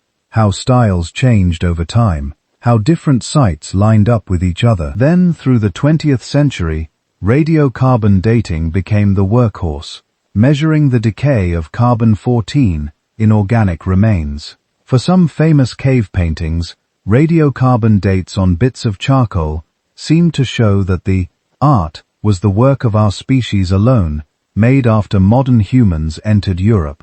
Later, more precise methods complicated the story. Techniques like uranium-thorium dating can measure the age of the thin calcite crusts that form over cave art. These crusts don't date the pigment itself, but they provide a minimum age. If a calcite layer covering a red line is 65,000 years old, the red line must be older. When these methods were applied in certain Spanish caves, Larza, Maltrau, Ardeles, some of the simple red marks, lad-like shapes, and hand stencils turned out to be older than the earliest widely accepted dates for Homo sapiens in Europe. Older than us, at least as far as we can currently tell. If that's right, then Neanderthals were marking cave walls with repeated motifs, returning to particular spots to add signs or hand outlines long before any modern human artists set foot there. Not everyone agrees. Some researchers question the sampling, the possible contamination, the interpretation of the results. Others argue that small numbers of modern humans could have been in Europe earlier than we think, quietly making marks that only later show up in tiny fragments of data. The debate matters because it touches something fragile.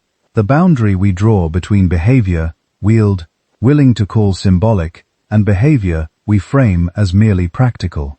Engravings face the same problem. Across Neanderthal sites, we see bones and stones with lines on them. Some are simple, a few cross-hatched strokes that could be the byproduct of butchery. Others are more deliberate-looking, repeated parallel grooves, intersecting sets of lines that form a kind of geometric pattern. At Gorham's Cave in Gibraltar, there's a famous set of deeply incised lines on a rock surface in a Neanderthal level. The grooves cross each other at specific angles with a degree of regularity that suggests planning. Someone knelt there and carved stroke after stroke, far more than needed to cut meat or sharpen a tool. Is that art? It depends on what we demand from the word. If art must depict something, a bison, a human, a recognizable figure, then these marks fall short. If art must be purely aesthetic with no practical function, we may never be able to prove that any ancient piece qualifies, including many early Homo sapiens objects. If instead, we think of symbolic behavior more broadly as the intentional use of marks, colors, or objects to stand for something beyond themselves, to signal identity, group membership, memory, or meaning, then the Neanderthal record begins to look less empty. Pigment-worn shells that cannot be eaten, eagle talons with cut marks, possibly strung as pendants, carefully engraved lines in places that are hard to reach, as if privacy, ritual, or acoustics mattered, repeated use of caves whose depths serve no obvious functional purpose. None of this forces a conclusion. Each object has alternative explanations. Each date carries some margin of error. That is why the arguments in the literature are often so intense. They are not just about shells and lines, but about where we place Neanderthals on that mental map between utilitarian and symbolic. There is also the question of influence. We know that Neanderthals and modern humans overlapped in time and space in parts of Europe and Western Asia. We know they exchanged genes.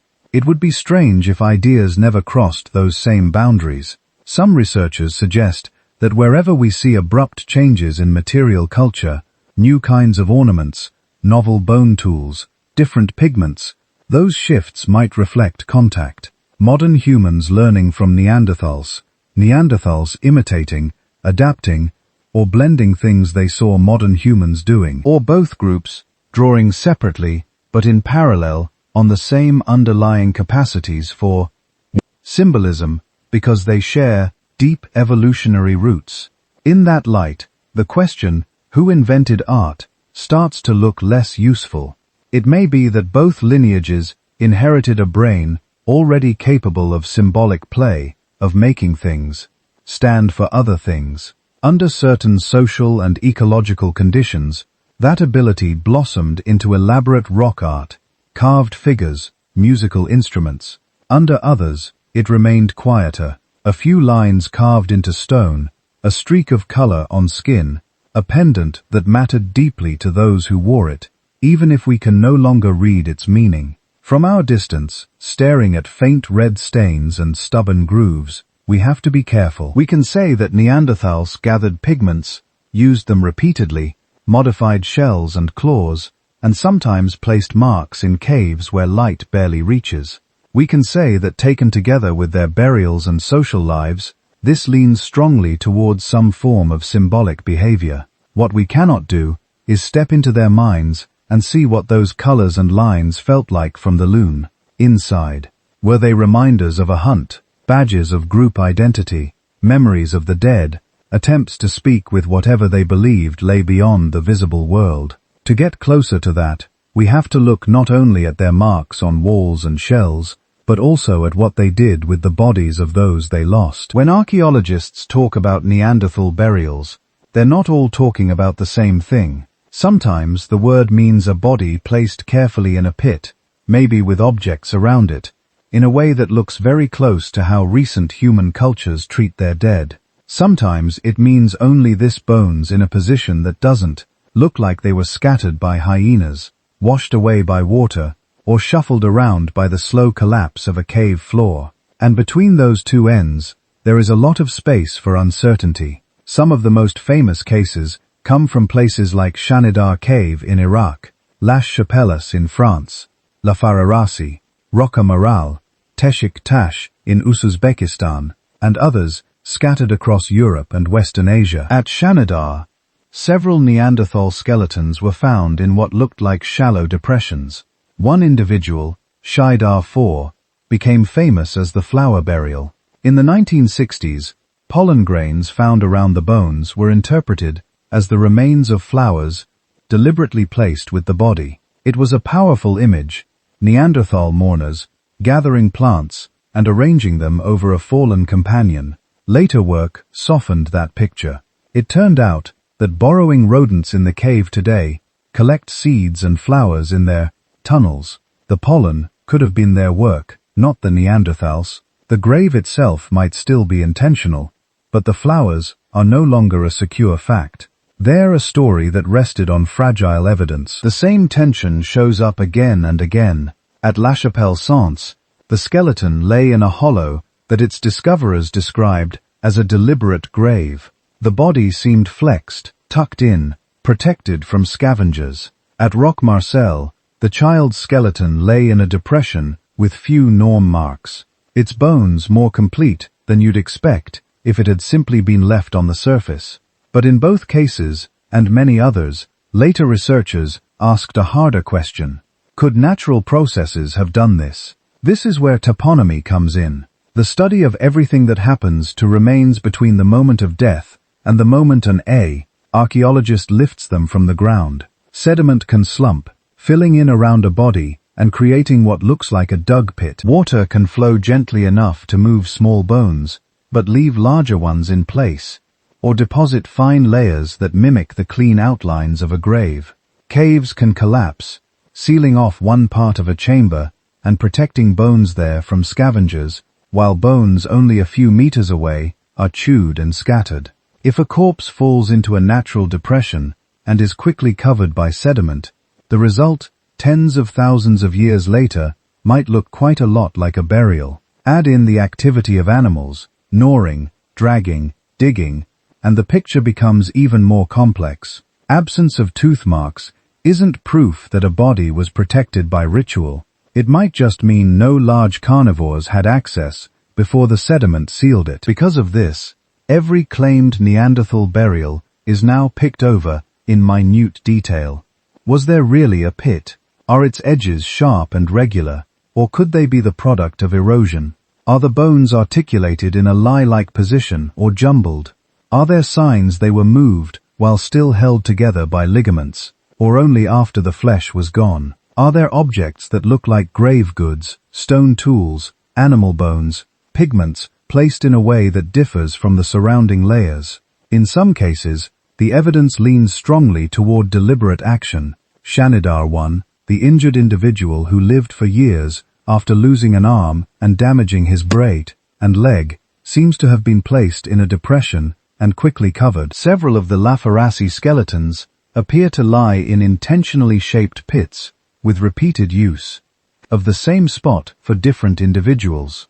At Teshik Tash, a Neanderthal child was found surrounded by ibex horn cores, in an arrangement that to some eyes looks far from accidental. In other cases, the line between burial and natural accumulation remains blurry. Some supposed grave goods turn out to be ordinary tools that happen to be near the body or animal. Bones no different from the rest of the cave deposits. Pigment traces may be part of a wider pattern of ochre use in the site, not specifically linked to the dead individual. Even where pits seem likely, there is the question of intention. Digging a depression and covering a corpse could be done for many reasons.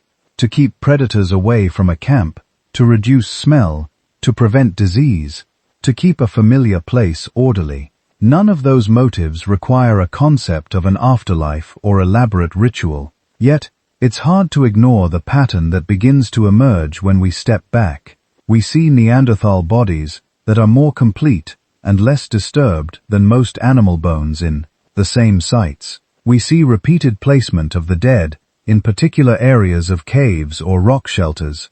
In a few cases, we see possible clustering by age or individual children, here, adults there, as though the living recognized categories even in death. Layer that onto the other things we know. Long-term care for disabled individuals, cooperation in hunting, the probable use of pigments and ornaments, the subtle hints of symbolism. Even if we strip away every contested flower, every doubtful offering, we are left with something striking. Neanderthals did not always treat their dead as ordinary carcasses. They sometimes moved them, arranged them, protected them from disturbance. They chose places for them. They may have returned to those places again. What does that mean? At the cautious end, it suggests strong emotional bonds. The death of a group member mattered enough to prompt work, time, and some degree of planning. That alone already places Neanderthals solidly within a continuum of social mammals who grieve, linger near bodies, or respond to loss. At the more speculative end, intentional burial nudges us toward ideas of social identity and memory. To bury someone is, in a sense, to say, this individual had a place among us. They are now in a different state, but they are still somehow ours. A body, in a chosen spot, can become a point of reference, somewhere you pass, remember, perhaps talk about. It can mark lineage, territory, belonging. We do not know what stories Neanderthals told about death, if any. We do not know whether they imagined spirits, ancestors, or journeys beyond the grave. What we can say is that in several sites across their range, they handled the bodies of their dead in ways that look intentional against the background noise of geology and animal activity. They did something, and when you combine that something with the pigments, the occasional ornaments, the care for the injured, and the likely presence of complex vocal communication, a picture starts to form, not of a people indifferent to death, but of a species for whom the loss of an individual could carry weight, memory, perhaps even meaning. To see what happened when those meanings met ours, we have to move forward in time, to the moment when two human worlds, each with their own ways of living and dying, finally stood face to face. By the time our ancestors walked out of Africa and into Southwest Asia, Neanderthals had already been there for a very long time. The dates overlap in a wide, soft blur, not a sharp line.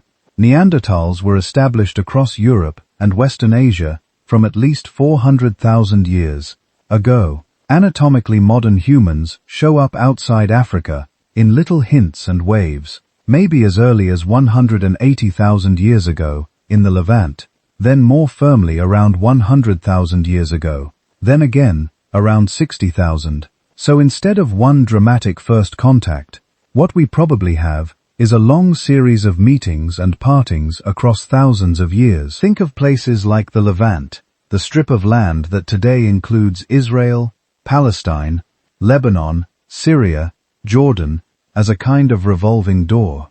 Caves such as Skull and Capsay show early modern humans around 100,000 years ago. Later sites like Kabara and Amod hold Neanderthal remains. Then still later, modern humans again, layers of stone tools, bones, hearths, and ash, stacked one over another. Occupations that alternate. Neanderthal sapiens, not always living there at the same moment, but visiting, leaving, returning, sometimes perhaps overlapping in time, just enough that the smoke from one group's fire might still be faintly in the air when the other arrived farther north and west in Europe. The picture is a little later. Neanderthals dominate the record there until about 45,000 years ago. Then in places like Italy, France, and Central Europe, something changes. New tool types appear, new ways of working, stone and bone, new ornaments. Human remains with mixed or ambiguous features begin to appear in the archaeological record. It's here, in these shifting frontiers, that contact zones really come into focus. When archaeologists talk about cultural borrowing between Neanderthals and modern humans, they are usually thinking of these regions and these time slices. In France and northern Spain, for example, there's a mysterious set of industries called the Chat Peronian. They sit at the very end of the Neanderthal timeline, around 45,000 to 40,000 years ago. The tools look like a blend still rooted in older Neanderthal traditions, but with new blade forms, bone tools, and ornaments, perforated animal teeth, beads, perhaps even personal decoration. The fossils associated with some of these layers are Neanderthal. So, one way to read the evidence is this. Neanderthals saw new technologies, new ideas, and adapted them into their own way of life. Not passive recipients, but tinkerers, integrating what worked. Did they learn these things directly from modern humans they met and traded with? Did ideas diffuse slowly, along networks of contact, group to group, cave to cave, until the origin was forgotten and only the practice remained? The ground doesn't answer.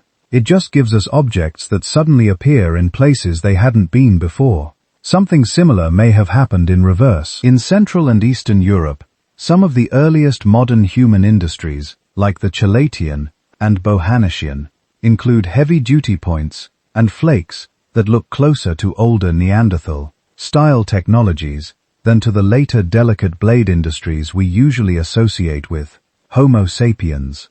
One possibility is that incoming modern humans moving into Neanderthal lands didn't just sweep in with a fully formed modern package. They arrived with their own traditions, then encountered well-adapted local technologies, robust tools honed for Ice Age forests and steppes, and adopted some of them. Learning may have gone both ways. For a long time, the story was told differently. Older narratives framed this period as a kind of slow-motion conquest. Modern humans supposedly armed with superior brains, better language, and more advanced culture, expanding out of Africa and replacing the inferior Neanderthals wherever they met.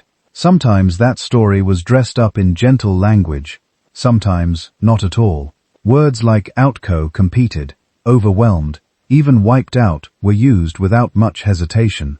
There may have been competition when two closely related species need similar foods, shelter, and space.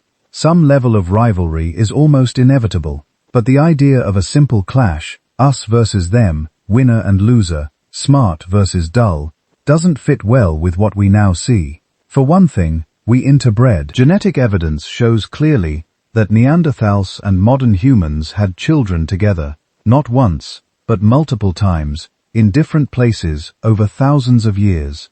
That alone tells us that at least some meetings were intimate, cooperative, and prolonged enough for families to form.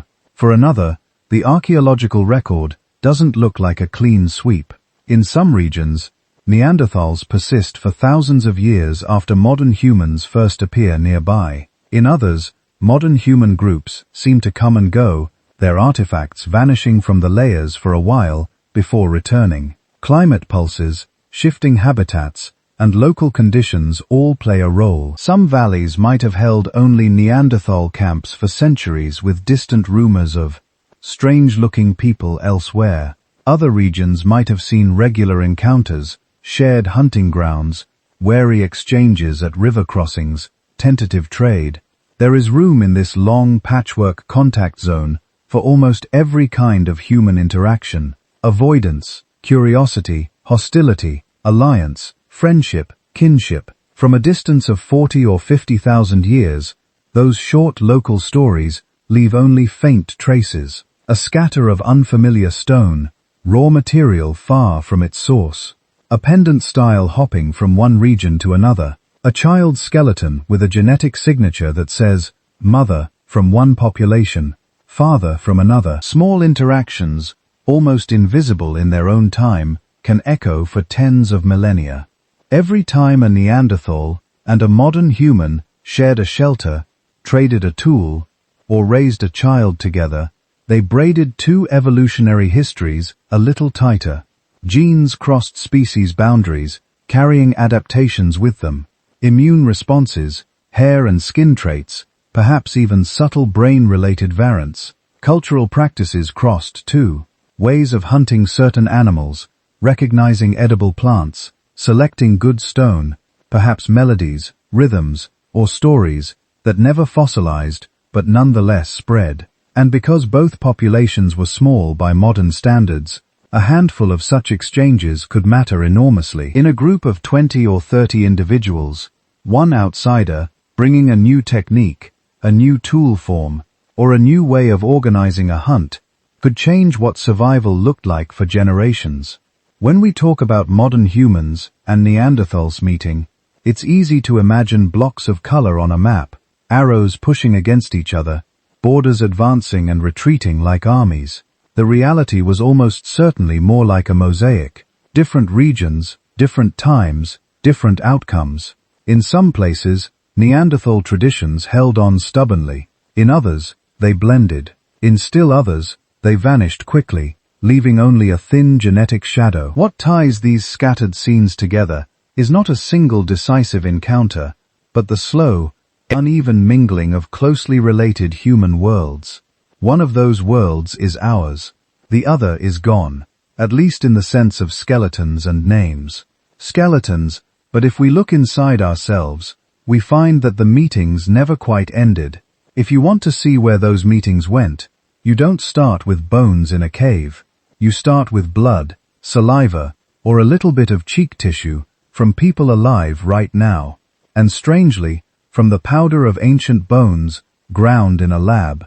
Ancient DNA work is in a way the quietest kind of archaeology. No tells, no brushes, just fragments of molecule, most of them broken and scrambled by time. When a Neanderthal died in a cold cave 40 or 50 or 100,000 years ago, their DNA began to decay almost immediately.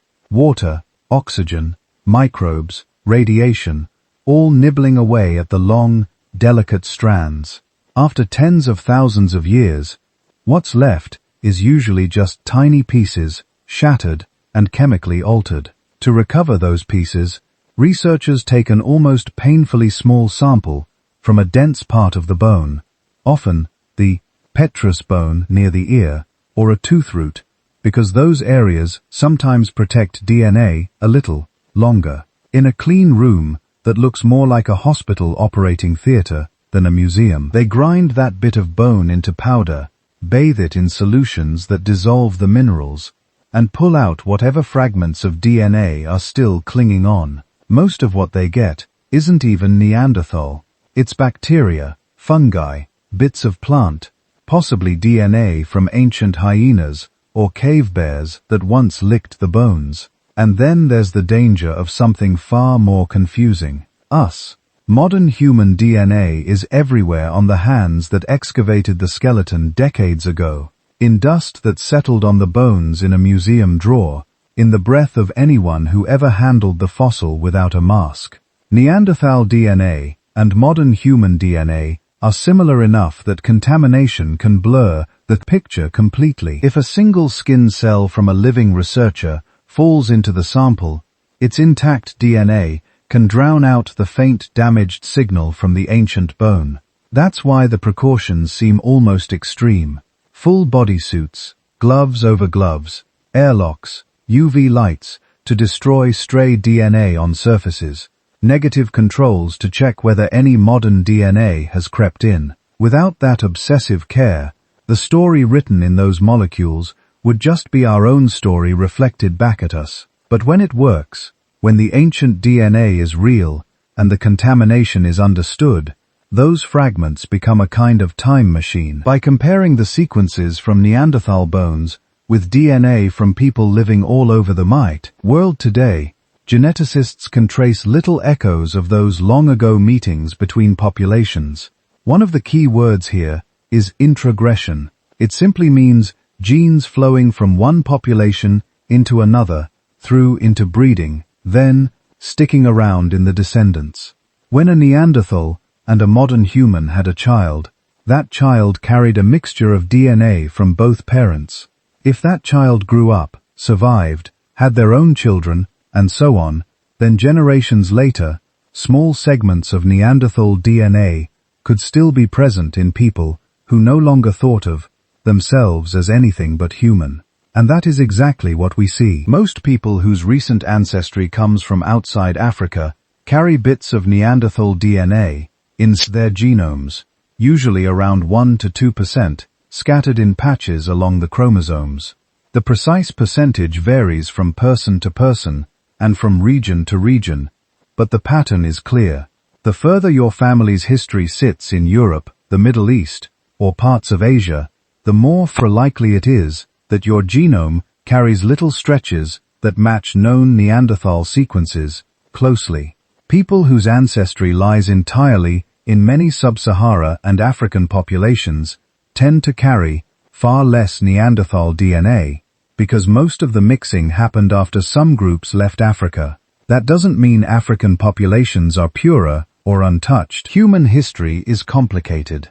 There were likely back migrations into Africa, and there are hints of other older introgressions from unknown archaic groups within Africa itself. But as far as Neanderthal DNA is concerned, The signal is strongest in people whose lineages spent long periods in Eurasia. Those Neanderthal fragments are not all the same. Some seem to have drifted randomly. Others might have been favored because they helped with specific challenges of life outside Africa. Some segments are associated with immune system genes that help recognize pathogens. Others affect how skin responds to sunlight or how hair grows. A few have been tentatively linked to traits like sleep patterns, fat storage, or even risk factors for certain modern diseases. But here, we have to be careful. Modern genetics can show correlations. People with this Neanderthal-derived variant seem on average slightly more or less likely to have this trait or this health outcome. That does not mean Neanderthal DNA causes a disease or that a particular ancient allele was inherently good or bad. The environment is different now. Diets, lifespans, pathogens, lifestyles all have changed. A variant that once helped someone fight off an Ice Age infection might in a modern urban setting slightly increase the risk of chronic inflammation. A trait that stored energy helpfully during long winters might now contribute in a world of abundant food to metabolic problems.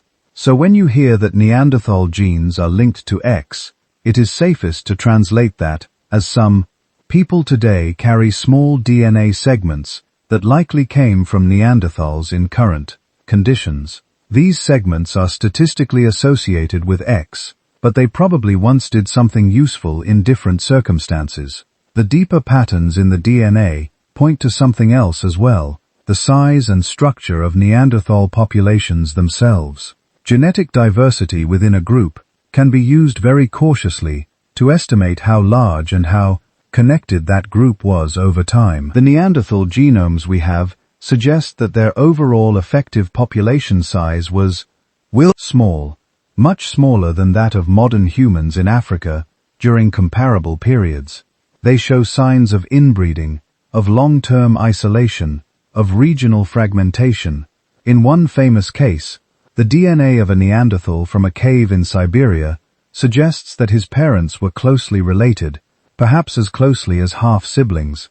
This doesn't mean Neanderthals were somehow degenerate or doomed. It means they lived in scattered bands, often separated by large distances and harsh climates, with relatively few opportunities for large-scale mixing.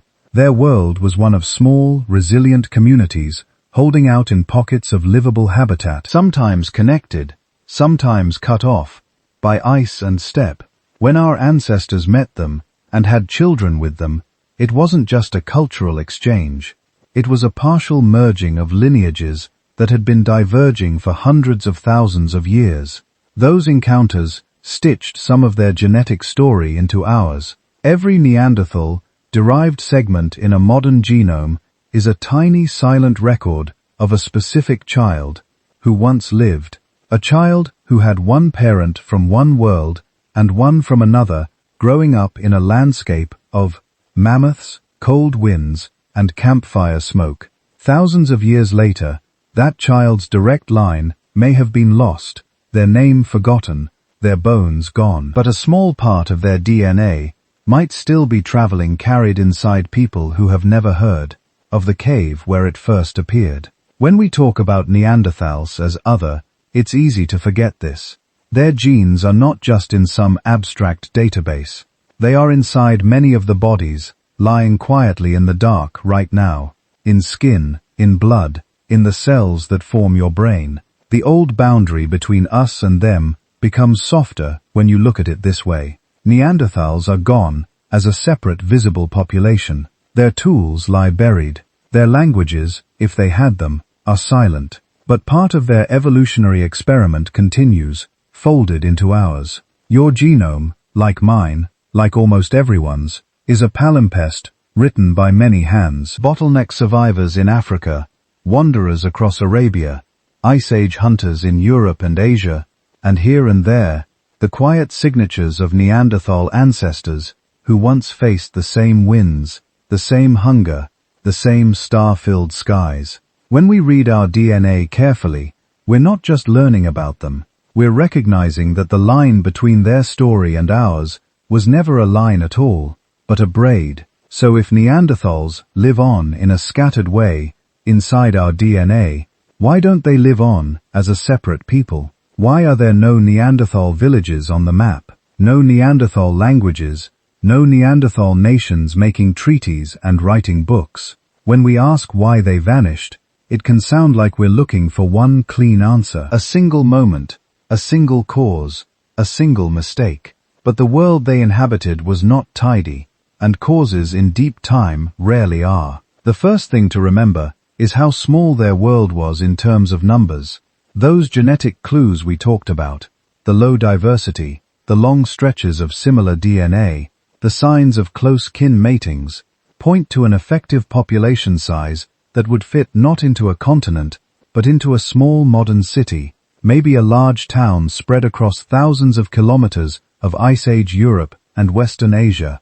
Neanderthals weren't a teeming throng. They were a thin, fragile lattice of bands and little clusters living in the best pockets of habitat they could find. In a situation like that, random events stop being background noise and start becoming destiny. A bad winter, a series of dry years, an epidemic, a volcanic eruption. For a species with millions of members, these are tragedies that scar but do not break the whole. For a species living in scattered pockets of a few dozen here, a few dozen there, each group separated by days or weeks of walking, those same events can erase entire lineages in a single season. Imagine a valley that has supported one Neanderthal group for generations. They know every shelter, every migration route, every spring that keeps running, even in a dry year. Then one year, the spring fails, or the herd they depend on shifts its path just far enough away that hunting becomes unreliable,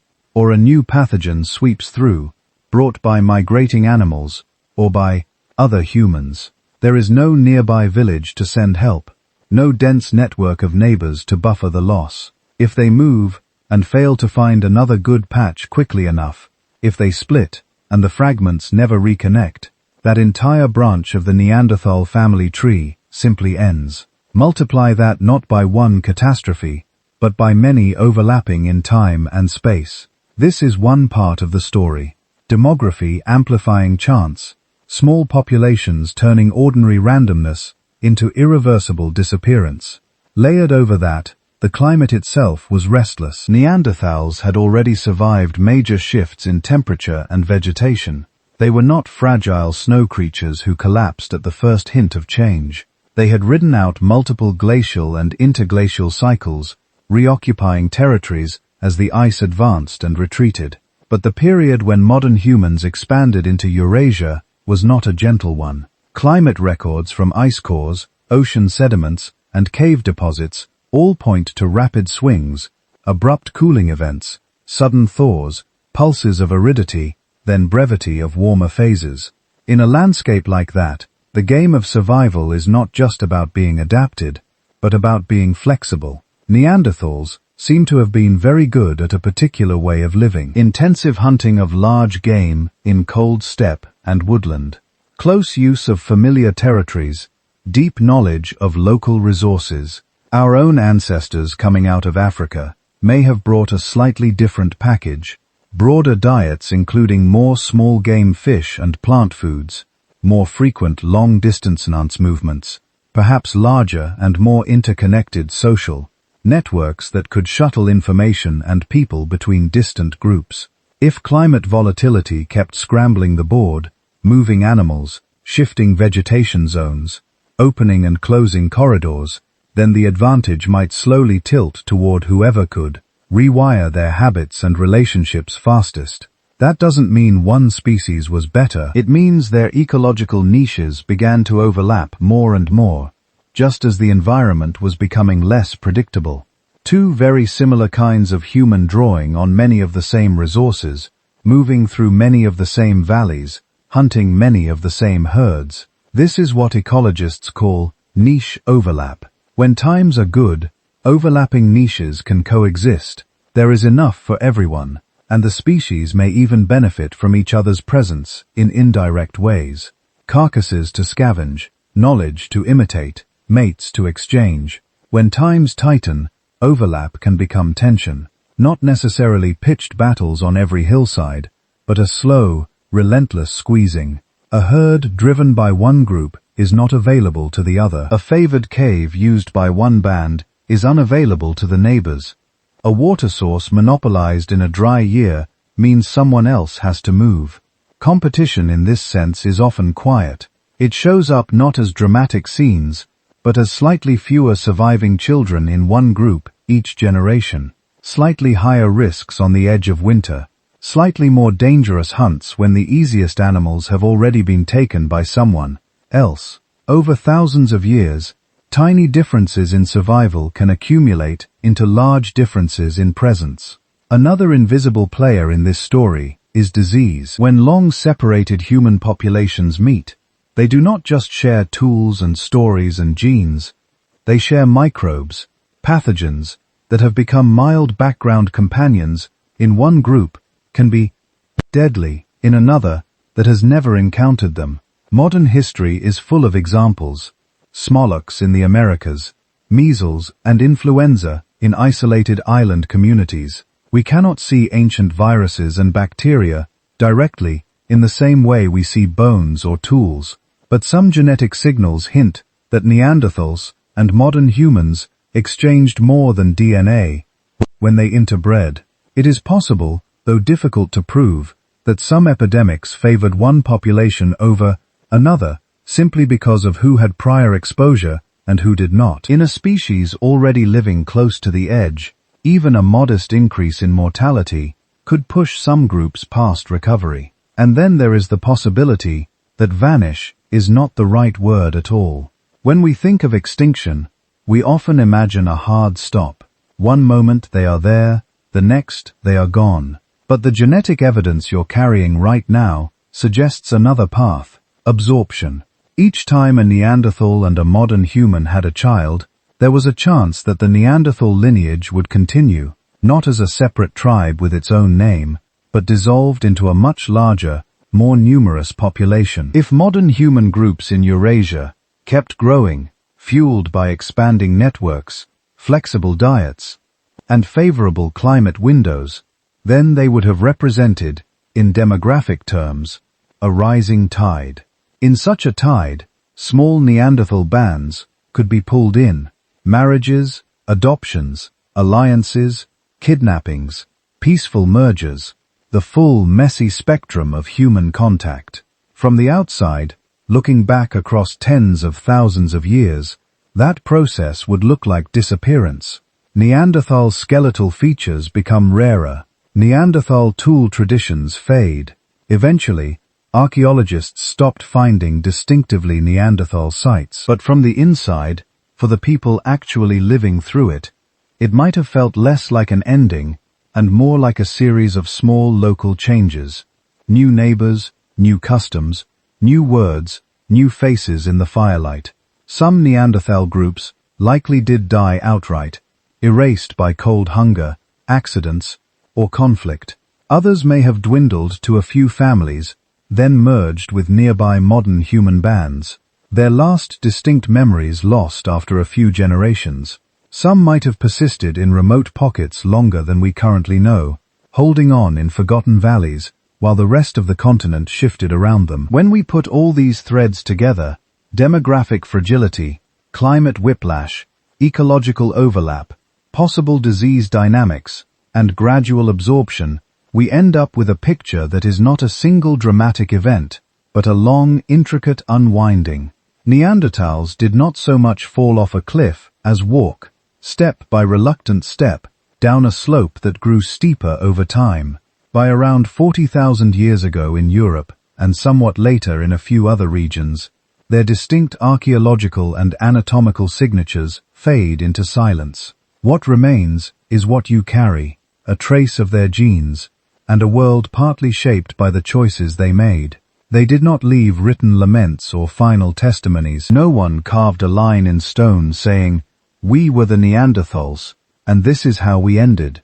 Instead, their ending is written in absences on cave walls, in gaps in the sediment, in the faint echoes of their DNA threaded through ours. And that, in a way, brings us back to the most honest answer we have. Why did they vanish? Because many small, ordinary things, weather, numbers, microbes, habits, chance meetings, were stacked up over thousands of years in a world that was changing faster than any one group could fully control. Because sometimes survival is not about being the strongest or the cleverest, but about being the luckiest in the long run. And because, at least in part, they did not entirely vanish, they changed address, moving from their own bodies into ours. For all this, there is something important we need to keep in view. Much of what you've heard in this story is not raw fact in the way that a bone exists is a fact.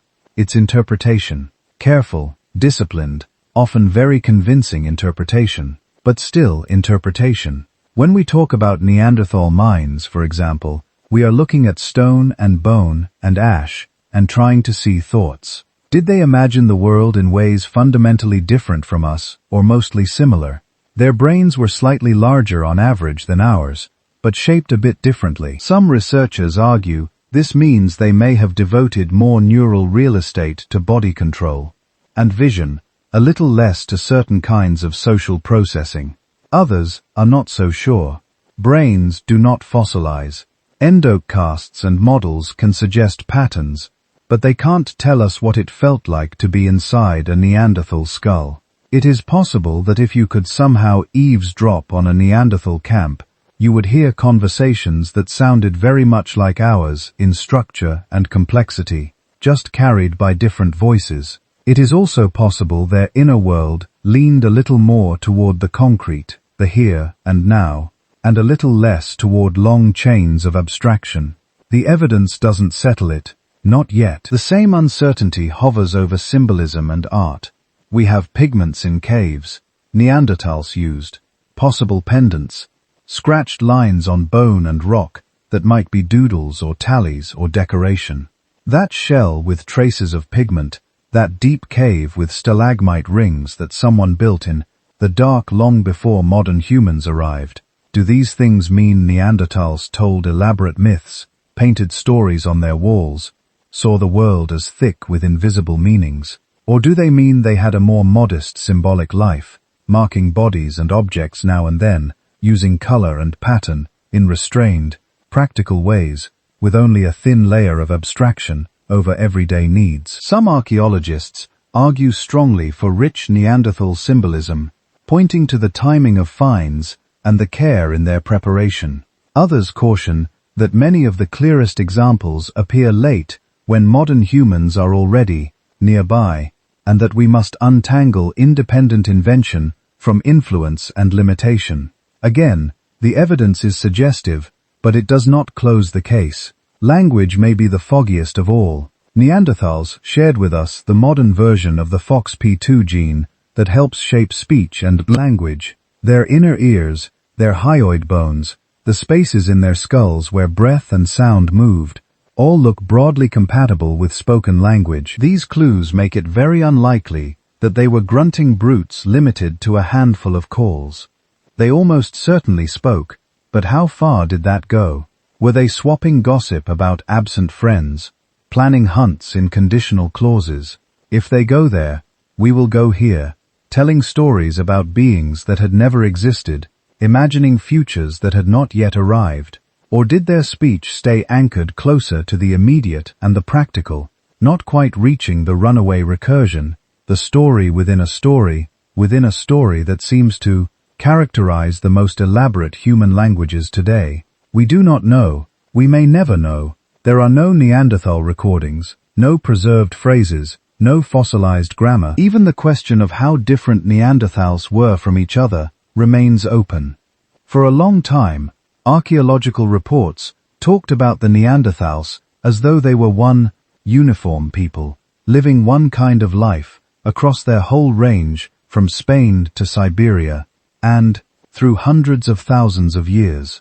As better dating techniques and more detailed site analyses have come online, that picture has started to fray. Some regions show long traditions of particular tools, others shift styles more quickly. Some sites hint at regular long-distance connections, others look more isolated, climate, local resources, and sheer chance all seem to have shaped distinct regional flavors of Neanderthal culture. Were Neanderthals in Iberia thinking and living in the same way as Neanderthals in the Levant?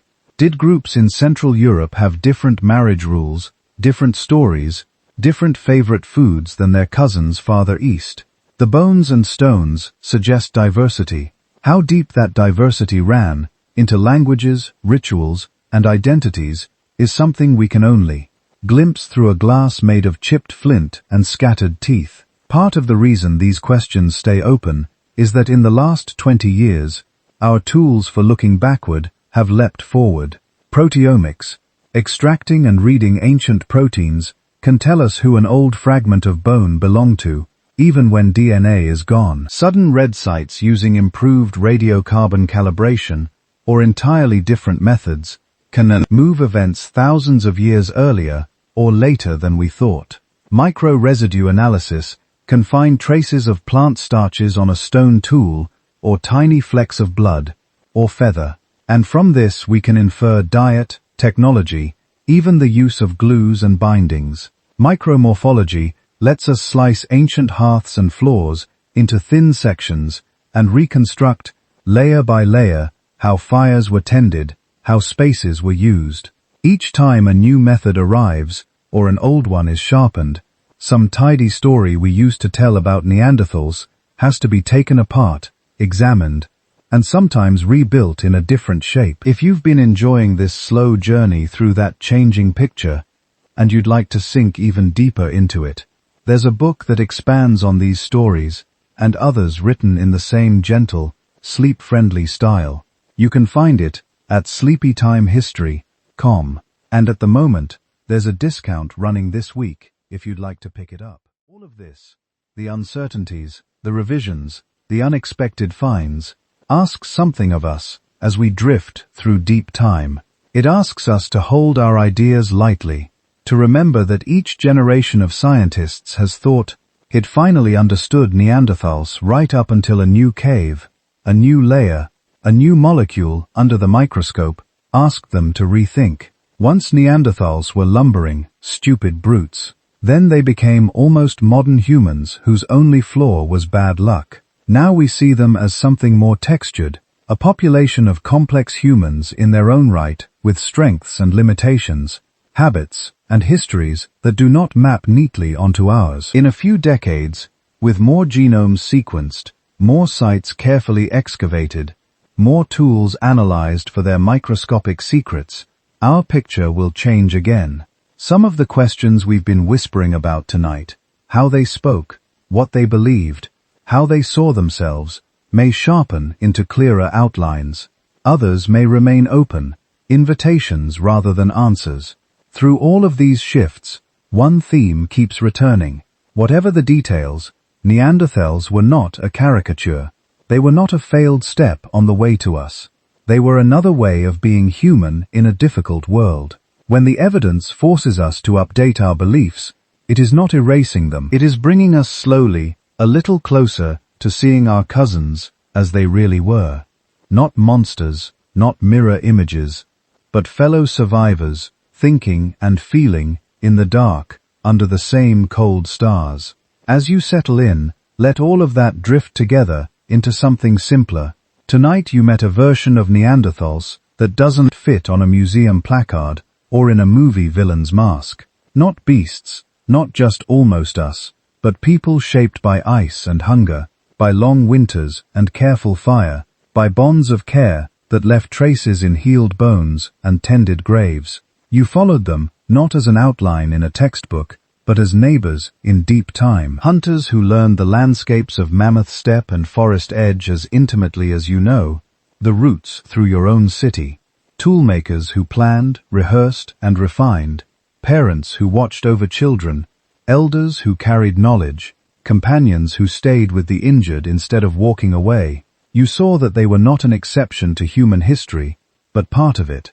Their story flows into ours in ways we're only beginning to map.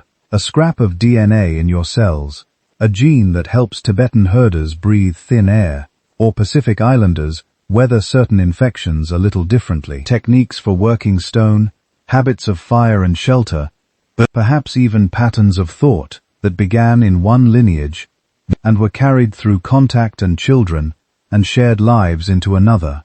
Some pieces are clearer, some are only possibilities. All of them pull Neanderthals out of the shadows and back into the circle of we. If you like, you can picture one small camp at the end of a long, cold day. Snow outside, pressed hard and blue. Inside a rock shelter, a fire burning low and steady, flames licking the same colors you see tonight.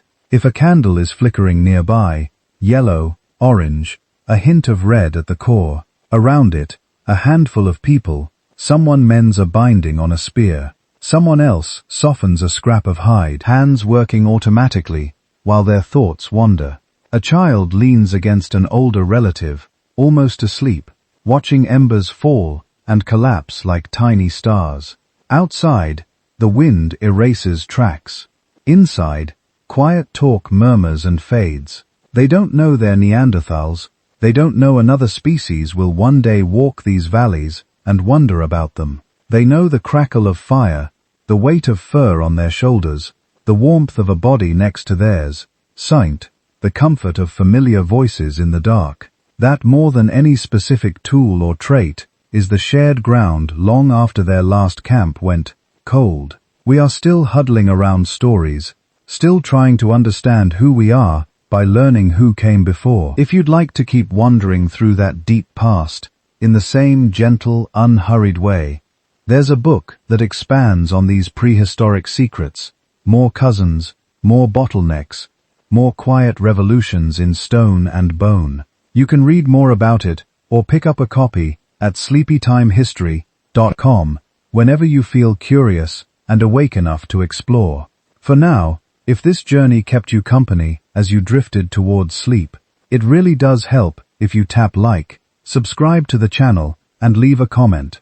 Tell me what time it is where you are, and where in the world you're listening from tonight. A city, a country, a little description of your corner of the planet, layered on top of their long-vanished world. Then let the comments and the ice ages and the questions about language and art blur at the edges. Neanderthals have walked back with us as far as they can. Their footsteps fade into ours. Their fires go out and ours remain. So we'll let the past grow quiet again. Good night to the people of the ice and the caves. Good night to the shared human past that still sleeps inside our bones. And good night to you, wherever you are under whatever sky, listening in the dark. Heat, Reksh.